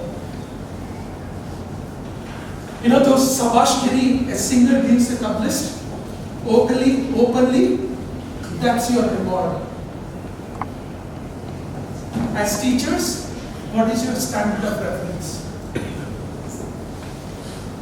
I know what you are thinking now. You are talking about Guntur as a place. What is that thinking we can adopt? I came from a smaller village than Guntur, by the way. I came from Kumble, which is a very small place. My initial few hours of lecture session was in Bharati Vidya Bhavan in Mangalore. So, please review when is the last time you did certify yourself. When is the last time your papers were read by colleges outside of Andhra? When is the last time, which is that industry person called you, invited you for a guest lecture session on the paper which you published? And when is the last time one of the best alumnus had called you to the company and said, sir, you taught me that in the practicals. Why can't you teach this to these set of engineers standing here in the mechanical department? That's our reward. That's our reward. That's the third point. Fourth point, which I want to tell all of us, including me, right? How many times you use your networking as a power of your excellence? How many teachers here are sitting in the room? You did not lift your hand. I just want to, that's why I said, I want to tickle you, okay? Sometimes tickling is not nice. Sometimes tickling is nice. I'm going to do some of the ticklings today, which is not very nice. You get agitated.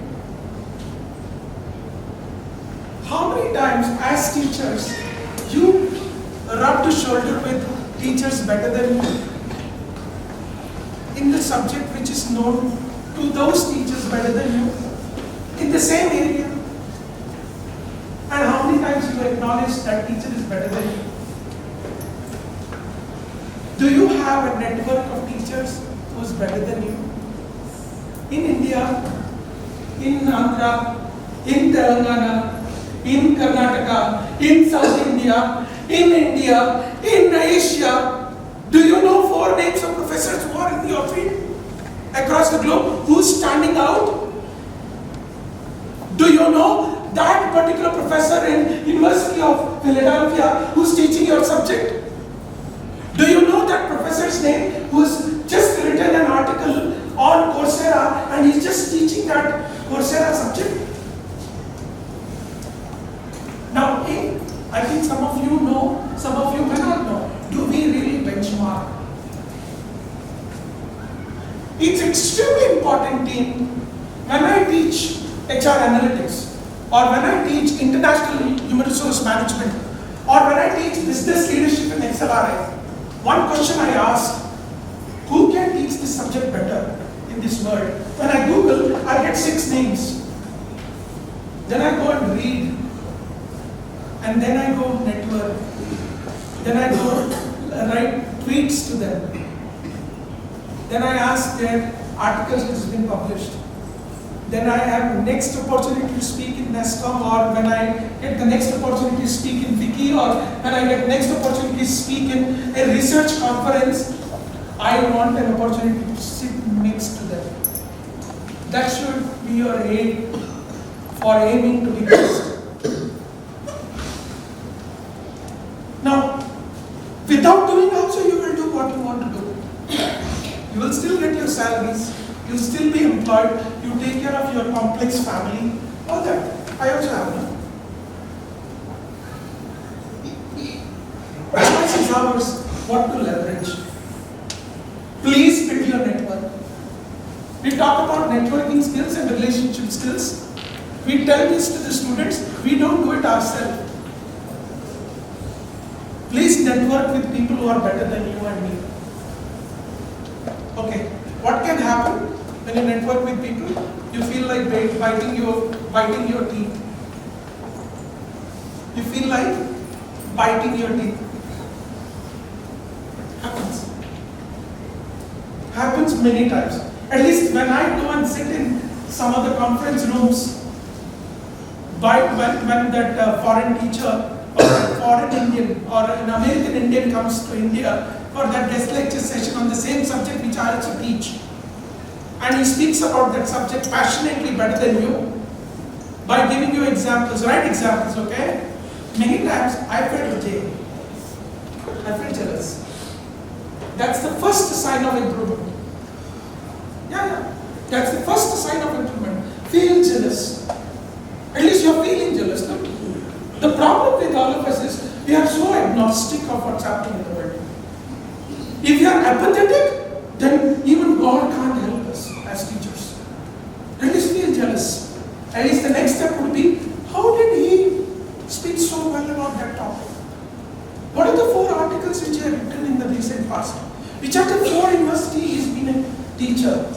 Which are the 6 places where he is getting public forums, where he is speaking? Which are the 10 YouTube videos which he has just released?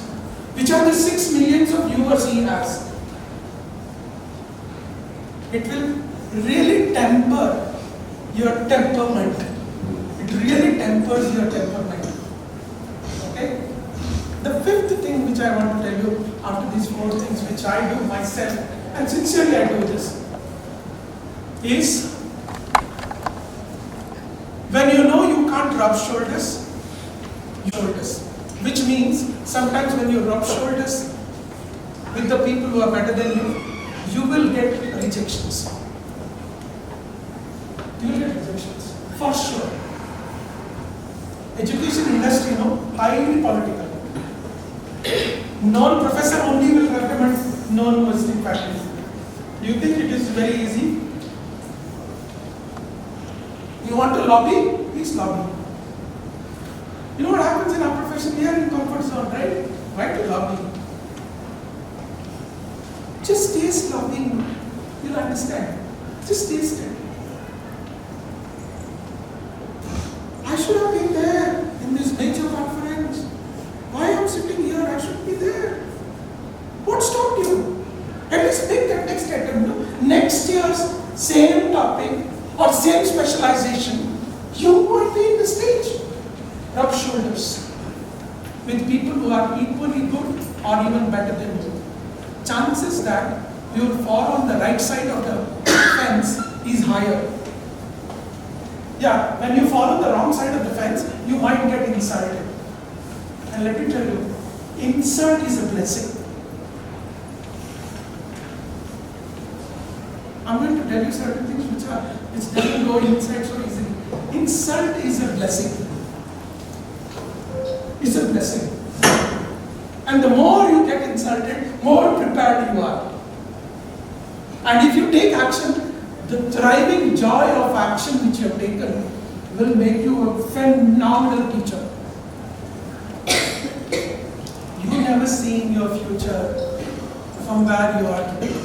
Yeah, I know what some of you are thinking. Already I am 45, another 15 years to teach. I know I'm 55. Anyway, I'm retired from the mainstream industry and teaching. For me, this is a retirement space. Let me tell you, there is nothing called retirement for teachers. That's a blessing. Do you know? No teachers retire. There is nothing called retirement for teachers. Even artists retire because they can't play. Chaurasia ji can't play flute now. He shakes.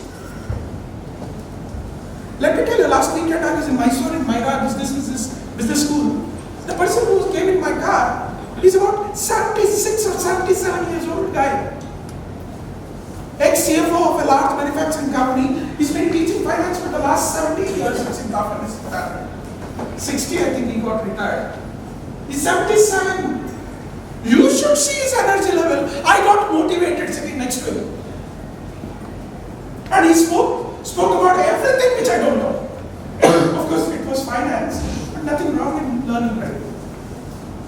You know what happened in that 1 hour journey between railway station, not 1 hour, I think 30 minutes journey from Mysore railway station till Myra School of Business. You know who's the gainer? Praveen Kamath was the gainer. Because I was talking to a 77-year-old professor who got, after retirement, 17 years of teaching. He had high energy, high passion. You know, his intelligence level in that subject was phenomenal. Rub shoulders when possible and feel insulted. That's the 5th. You know, you don't like it, you tell me now. Tell me, sirs. But the fact is, the more you get insulted, you know, I get, today also, I'm sure, all the youngsters who are sitting next to me and playing on that big stage, all are 22, 23, 24 years older children. And I have to play. I'm sure in that Jugalbandi, somebody will be better. I'm just hoping I just survive. But I took that challenge. I said, I will come. That's it. It's okay. At least I can go back with the picture sitting next to a youngster who's 22 years old to my daughter and tell her, look, your papa is at least double his or her age and played with it. I can give one iconic example. Please do it for an example. Okay? My last suggestion for all of us. This profession is highly respected and noble. This profession is highly respected and noble. Everything else is politics. Have touch me not feelings. Don't get too much into the circumference of this profession. No, he's got increment. He's allowed to come and sign the register 5 minutes late. Oh, that person is HOD, but the capability is with me. Everything else is politics. You have capability, awards, titles, levels, compensation, job will come to you. That's why I said 7 rejection letters are not afraid. Because when I sat in the board in 2015 in IIM Indore, when they started PGP HR program, I got a letter inviting me. So after my formal retirement from work, I'm going to make frames of these both, the failures and successes. Failures, I'm going to frame. I mean it. In fact, I've made a space for it in my new house. At least those next generation who are coincidentally visiting my house will get a little energy level after seeing them.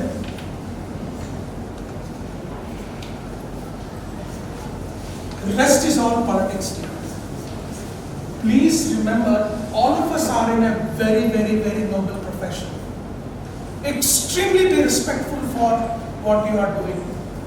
The day you don't even respect, do you think your spouse will respect you? The day you don't even have a respect for your profession, spouse will have don't care attitude. Oh, you are ultimately a teacher.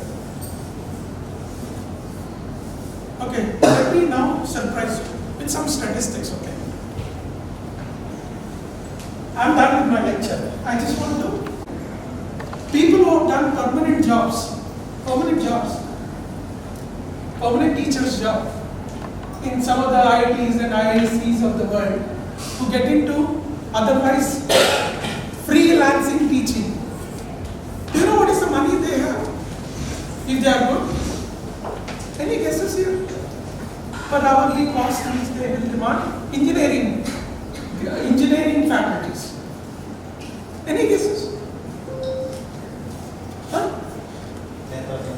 Yeah, between 5,000 to 25,000 per hourly charge. Per hour charges. That's why you are in a noble profession. Nobody is shaken with these statistics. I'm just shaking you. I started with 60 rupees. You might think, and this is facts, huh? You can verify these facts. You can verify these facts.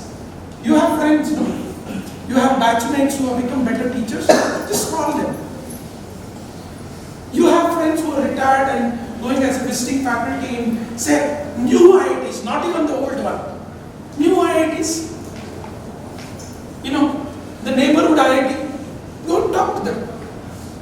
I don't want to eat. Go and talk to them. They will tell you. So, that's why I'm saying, if you think you are working for your job, you can elevate the job to a profession, but please think you have 30 years horizon as a teacher. As long as you can barely walk and come into a classroom and stand for, in a week, 4 hours, you are respected by your spouse until you are burned.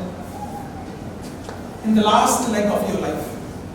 That is this profession. We are underestimating this profession. I still remember Uncle Bala, who ran, of course that institution is sold out now after his death. Uncle Bala, who runs Great Lakes of Business Management College in Chennai, who is a Kellogg's professor. You can Bala Ravichandran is his name. He's called Uncle Baba. I came to know about him about 22 years back when I was in the US for some work, and I got to know about Kellogg's, and when I met him and all that. After that I started teaching as a visiting faculty. I think his last breath was about 84, 85. I think he taught the previous week one credit course. And he was the owner of that particular college. So, we are all blessed as good teachers. Don't underestimate our profession. You are a good runway until your last breath. People need you. And the more aged you become, more shining you become. Every time. Teaching is a profession. That's why in Guru Shishya Parampara, they say, the more older you are, the better the teacher you are.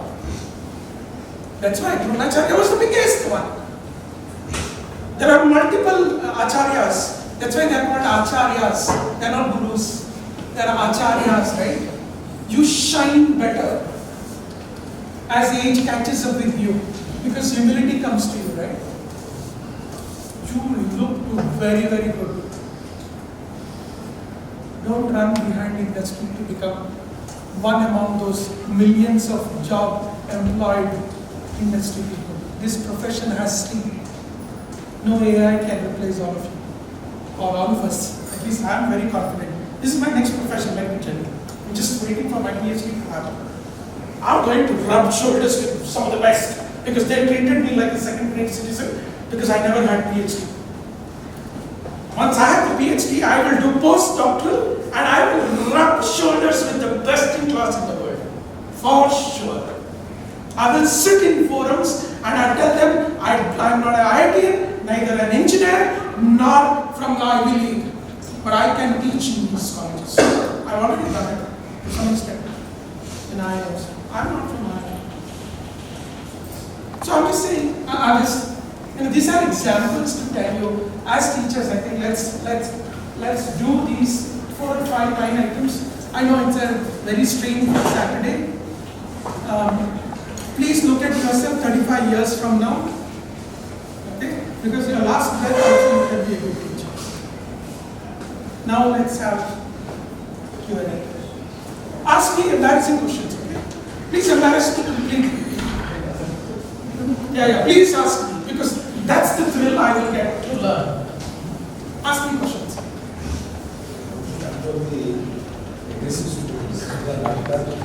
Okay, very good question. How do you manage aggression? See, aggression is a reflection of your personality. Aggression is a reflection in students, bases your personality. Now, how do you manage it? I'll tell you how I manage. I make sure what I teach, what I say, what I present that day gets to them in spite of they constantly telling me you are a piece of shit. The problem with aggression is, what is aggression? After a point you give up, that's why they look aggressive now. Aggression is nothing but, after a point, you give up. That's why they look better now. Correct? Yes or no? Let's take roadside fights, right? With an auto driver or a two-wheeler rider, right? What is aggression there? When you are submissive, they look aggressive, right? Yes or no? Now, aggression has many faces. Aggression has many faces. And I learned this from Professor G.G. Prabhu, who is my teacher. He thought I was the most dangerous person in the classroom. My own classmate, okay? 3 classes. G.G. Prabhu did not give any thought. He was actually behaving like a mini terrorist in the class. For a lack of a better word. G.G. Prabhu continued with his dissertation, his own Ohm's law examples. 3 classes, and we are observing. As students, we are getting irritated by his behavior. Okay? sixth, seventh. Ignorance is the first step. For arrogance, ignorance is the first step. Second, arrogance has magnetism effect. What is it? It attracts. Exactly correct. Avoid. If you see some noise, today also there was some noise, right? I did not shout. I did not revolt. I continued with my stand on answering questions. There was noise. In fact, I could see Sujit feeling irritated. I could feel some of you feeling irritated. Some of you even stood up. Some of you went there. Children will not stop. You have to continue relentlessly. I continued. I did not give up. Didn't I observe? I observed. I observed. I'm not a fool. They were walking, making noise. You know why they were making noise? They were immature. They were not pulling you down. Pulling you down, you know when happens? In an intelligent forum. Oh, that is the biggest insult.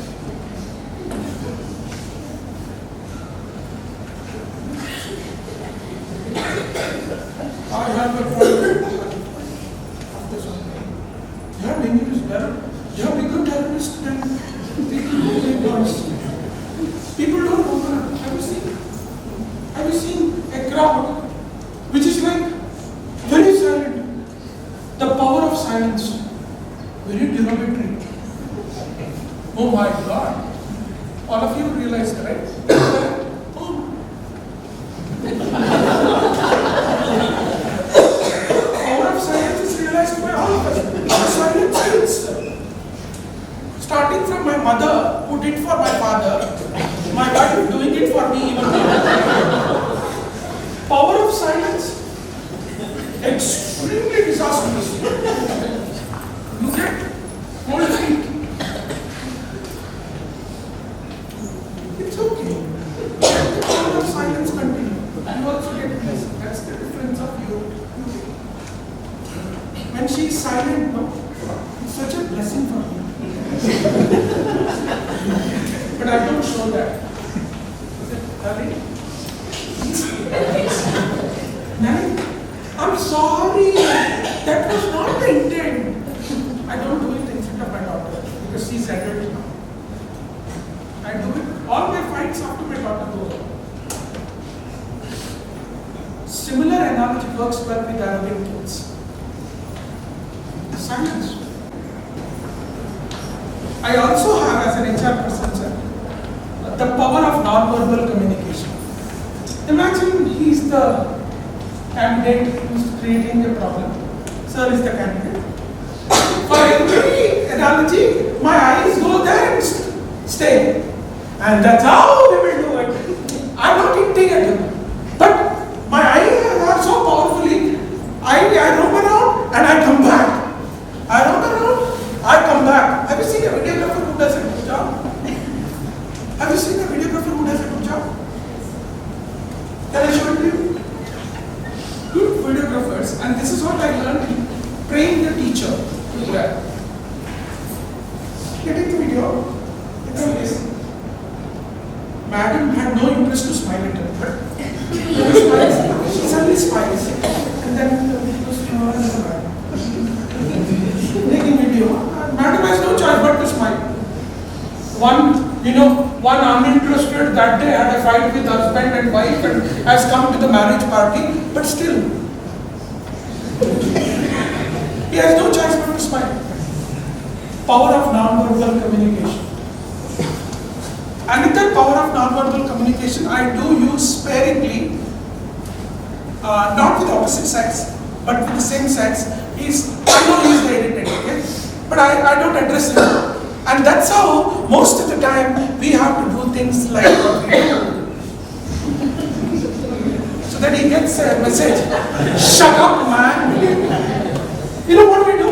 We look at the dirty student and shout at him. You get out! What do you think of yourself? Your papa is giving this money. Don't do all this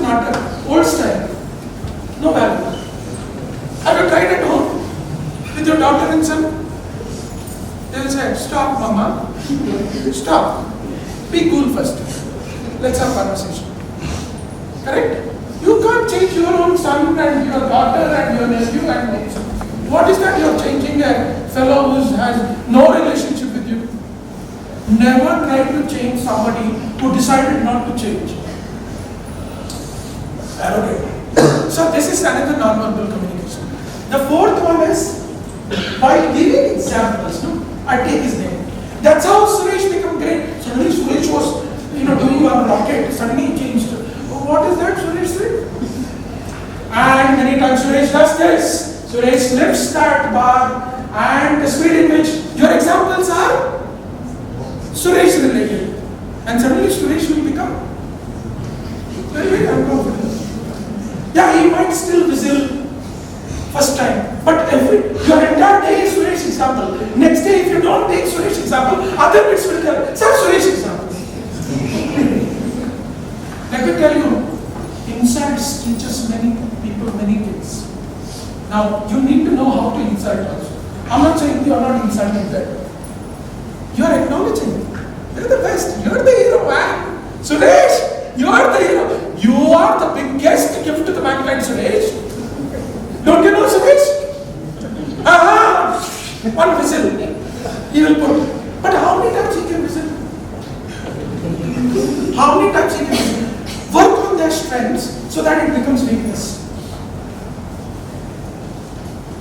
And the last one which I do with the so-called eloquent arrogant people, intelligent arrogant people. Now, dirty, those people who don't understand the language and your subject and all that, they're power people actually. That intelligent arrogant, no. You know what you should do? Now, John, tell me, what is an example for this reverse integration? What is that you read? Questioning ability to our. John, what's your thinking, John? Rosie, what is your thought process around your ability to ask questions? No, suddenly makes them get cold feet. And you should tell sometimes, acknowledge. Let me tell you, as much as John knows,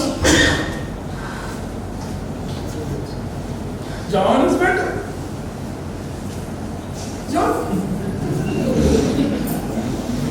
ask him. Am I insulting? I'm not insulting. Am I insulting? No, I'm not insulting. I'm just letting everybody know he's the God. Let the God answer.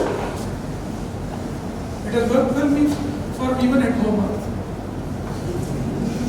This strategy works very well at home also. You know it. You know exactly where you have to eat tonight. The problem is you tell her place to go for lunch or dinner. She will never agree. Fine. You know it, no. So you turn that around. Good question. Okay. How much time we have, sir? I'm done. No, not that. To ask questions, You can. Take time on this. Yeah, you can. See, one of the duties of a teacher is to improve the communication skills of the students. Okay. Right. So we tell them, as you are asking, you ask the question, that is the most important thing. It is not that one-way communication, whatever teacher is telling, students have to sing and all. What is happening? I give an example. Let us say I use a word, emancipation, let us say, the subject, whatever I teach. Sometimes, most of the time, we will explain whatever new words are coming, we will explain to them. But once in a while, we check to make the students, to respond or to talk like that, we will skip one or two words. Then, any doubts we will ask, nobody will respond. Then, we specifically go to one student. See, just now I have indicated the notes in that I have used the word emancipation. Since none of you have asked what is the meaning of that, do you know the meaning of that? Then the student just no, I don't know. Then why you didn't ask? So ask them this thing. Then they will know reply. Everybody said nobody will listen. Then even at the after raising this one and making a issue out of this also, then also you got. So anyway, it has come up to this. Now you please tell me what is the meaning of the emancipation. people, that means the students are so, what do you call, I don't know what is the correct word to use. They are interested only in writing down some notes, mug it up, writing the examination. More than that, they are not all interested in learning. For example, another example also I will tell you. Motivation theories. As per our syllabus, there are only 2 theories are mentioned. Out of my own interest, I have taken 4 more latest 20th century or distinct theories and all. I have summarized that and I have also taught this. Like that I used to teach. Unfortunately, the class in which I got taught, they got very less marks because I got so much knowledge, whereas other people, they don't bother. 3 years for the syllabus, they will tell only whatever is in syllabus and then teach. Those people got much more marks than people like me who out of passion for the teaching and all, to teach. What do you suggest in such cases? I just want your opinion. Sure.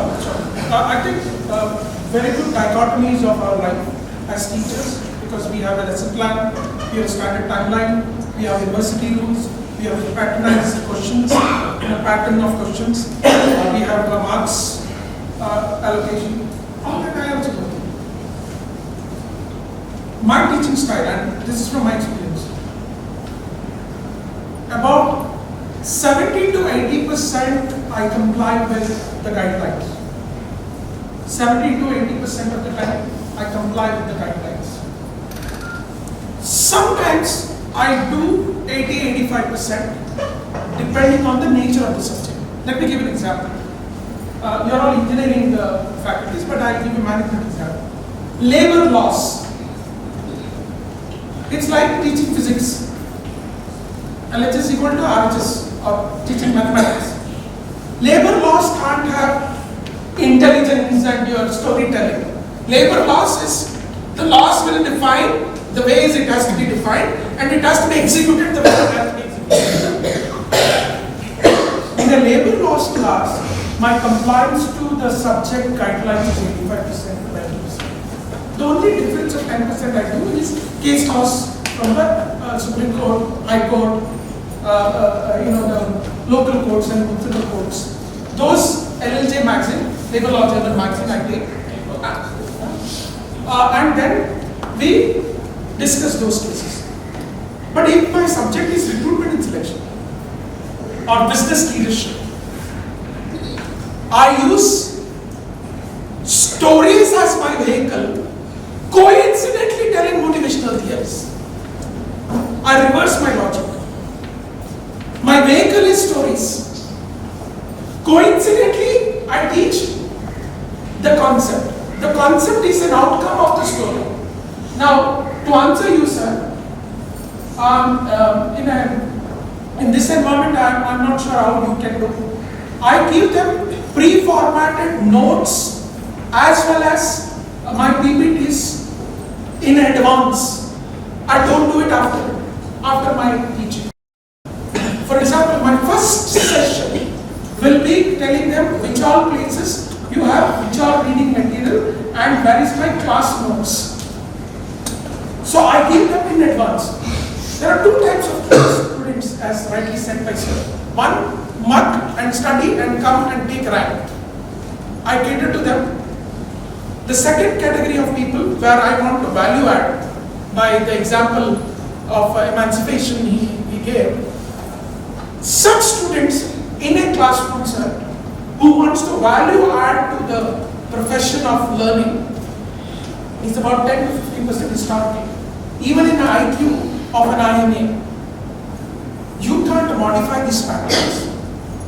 In a classroom, you'll have 80 to 85% belonging to the first category, about 10 to 15% of belong to the second category. I can't change the world. So what I do, I change my methodology and give them pre-reads, class notes, PPT copies, everything in advance, and tell them those who are interested to learn Maslow's hierarchy, Taylor's theory, please go and study. I give you examples of how to leverage Maslow's theory. Here is an example of what happened in Praxair. And then I built a story around Maslow's hierarchy theory. You understand what I'm saying? So for all of us also, teaching pure science also we can have this model. What is the storyline which you read? That story you bring in, your subject becomes like a poem. You know, my physics teacher again, Jijito Valco, he always used to say, if you teach engineering and science subjects like poems, people will love the subject. But you should be a poet. Means you should have so much of depth in the subject. You can't just by heart because you just did MD and MSc in computer science and suddenly you mugged certain codes and came and writing those codes. The last thing I will tell you, the type of people we are dealing with, only just to share my burden with you, not to this thing and all. I teach this one, you know, professional ethics and then human values. And industrial engineering, that type of subjects, management subjects I teach. I used to tell the students, all these 66 people will be there. You may learn Python, you may learn C++, and you may use it, you may not use it. Depending upon the job, depending on the company where you get a posting, or you may not use it. But the topic I am going to tell you now is going to be useful throughout your life, as long as you are alive on this earth. It is useful in your family life also, this thing. So please play attention and then examples also, I don't take textbook examples. I take real life thing and all, take these three students who are sitting in front of me like that. Even in spite of that environment, I find a student taking out their mobile and then going to how to deal with such students. The only way you are actually teaching a beautiful subject, human values, it's very and ethics. It's very dear to me because it's management subject. Never revolt if a student takes a mobile. Change your stories. The best example I've understood at home, if I want to take an interesting topic for my daughter to listen to me, I have to articulate it in a way in which she can listen to me. My actual student is at home. At home. Change your stories. Get your stories right. When I say stories right, don't get stories which you think are the right stories. Ask in consultative mode. Keep consulting your students, the good ones. They will give you a lot of hints about what is the story which they like, or what is their passionate area which makes them very agile. Okay? The day you change the storylines from the stories which you think can build value to human values and ethics, you change the stories. I'm telling you, the number of mobile phones which will be lifted will slowly come down. Maybe you can tell the name of the student and say, here is what I just consulted someone last week, and he was telling me an interesting incident which happened in his life. Sampath, will you be able to explain? I'm just saying. You understand what I'm saying, right? The moment I involve my classmates, my student will look at Sampath and say, "Arey, ये क्या साला बहुत बताया है? इसको क्या मालूम है?" John was sleeping all the time. John will suddenly get up.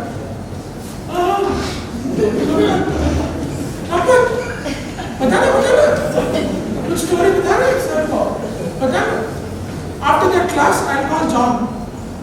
Without the knowledge of, don't insert them, okay? John, you come and meet me. No, don't do that. We just go out.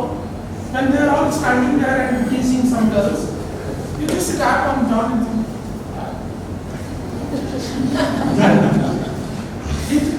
everybody will clap because John has been called by the professor.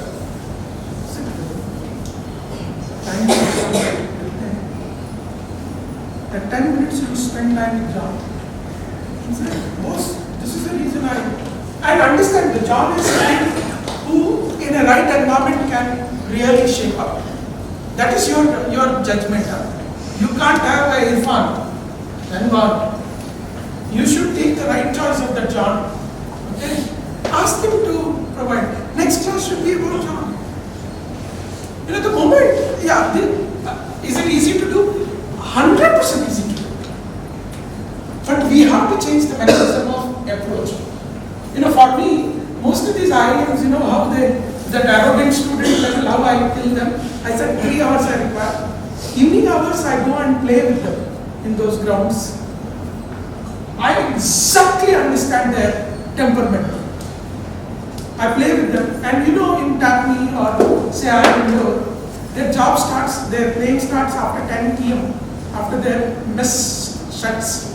10 to 2 a.m. they play. So what I have started doing, my classes I take after 11 if the next day. I also get into their cycle. And their tapri shop where they eat Maggi in the night. The tapri shop, no? They eat Maggi with their shots. I also go with the shot and stand. Suddenly you understand exactly the feelings which they go through in terms of what they want to learn from you. Those are my pulse. Now whether you can do it, I don't know. But there are ways in which you can do it. There are ways in which Gigi used to do. Many times he used to have 4 or 5 people. I always used to find a Krishna Mohan and Vandana Singh, always with Gigi Prabhu's cabin. 30 years back. There could be a reason why it used to happen, right? We used to feel jail. Oh, that means, oh, they are the dearest of the teacher. No, it's the teacher who brings them closer, getting the pulse of the class. Anyway, thank you very much, team. Thanks for your time. Questions, sir. I wish. Point you told me that the network, like how to excel in a specific area and how to compare with the outside world. Networking, yeah. Yeah. No, that's what I said. Normally, I do it through LinkedIn, through Twitter, through conferences. Wherever we go as conference, we build friendship, right?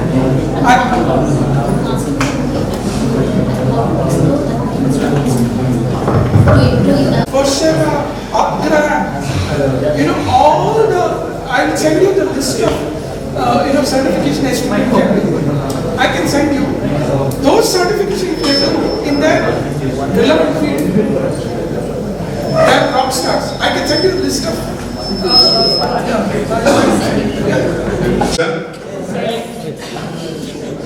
Sir, my name is Mirzai Shafi, sir. I am faculty in Electronics and Electronics and Communication Department, sir. So my age is 49, sir. I attended so many faculty development programs, personality development programs. This is one of the best programs what I ever had. Sir, my question is related to the mind management and time management, sir. See, from your speech, I would like to take 2 points, sir. The first point, what you told is, after completion of the syllabus, you try to teach the students extra part in that subject. First point, sir. Second point, you told that politics will also be there. that's amongst us. Okay, sir. Right, sir. Based upon these 2 points. See, why I told my age, I will explain you now, sir. So my question is, Sorry. Moderately decreases, sir. Okay, sir. Thank you, sir. Sir, here the question is, I want to develop my knowledge, teach my students. Okay, sir, that is what my aim. So the problem what I am facing, so instead of all, I am taking this on my shoulders that I am facing. We need to we need to do the other works in the college, okay? And also at this age, our children will be growing. So due to the social environment, we need to concentrate on the children also. We need to concentrate the personal problems, college problems. Are you getting me, sir? Right now? Sir, see, after managing all this stuff, how to, See, by seeing some politics, the mind will also be aroused. So how to control the mind, how to plan the time, and how to develop the student. That's what my question is. Okay. Thank you, sir. I don't have, for your point, okay? I work 16 hours a day. I slept at 11:30 in the night yesterday. As leaders, 80% of our work is administration. If you think your NAC work, your NIRF ranking work, your correction work, your paper setting work, university autonomous status work, your filing work, I do all that, sir. In spite of that, I also go and teach like this. I also have a very strainful wife, okay, who's better than. So in that way, I am lucky, sir. I don't know. Besides the joke, let me tell you, for the right reason why she is strainful. My ability to scale up to international speaker level, thanks to my strainful wife. If your wife has all done that, kudos to your wife. My wife, when I got an opportunity to teach in IIM, my ability to correct my English, thanks to my wife.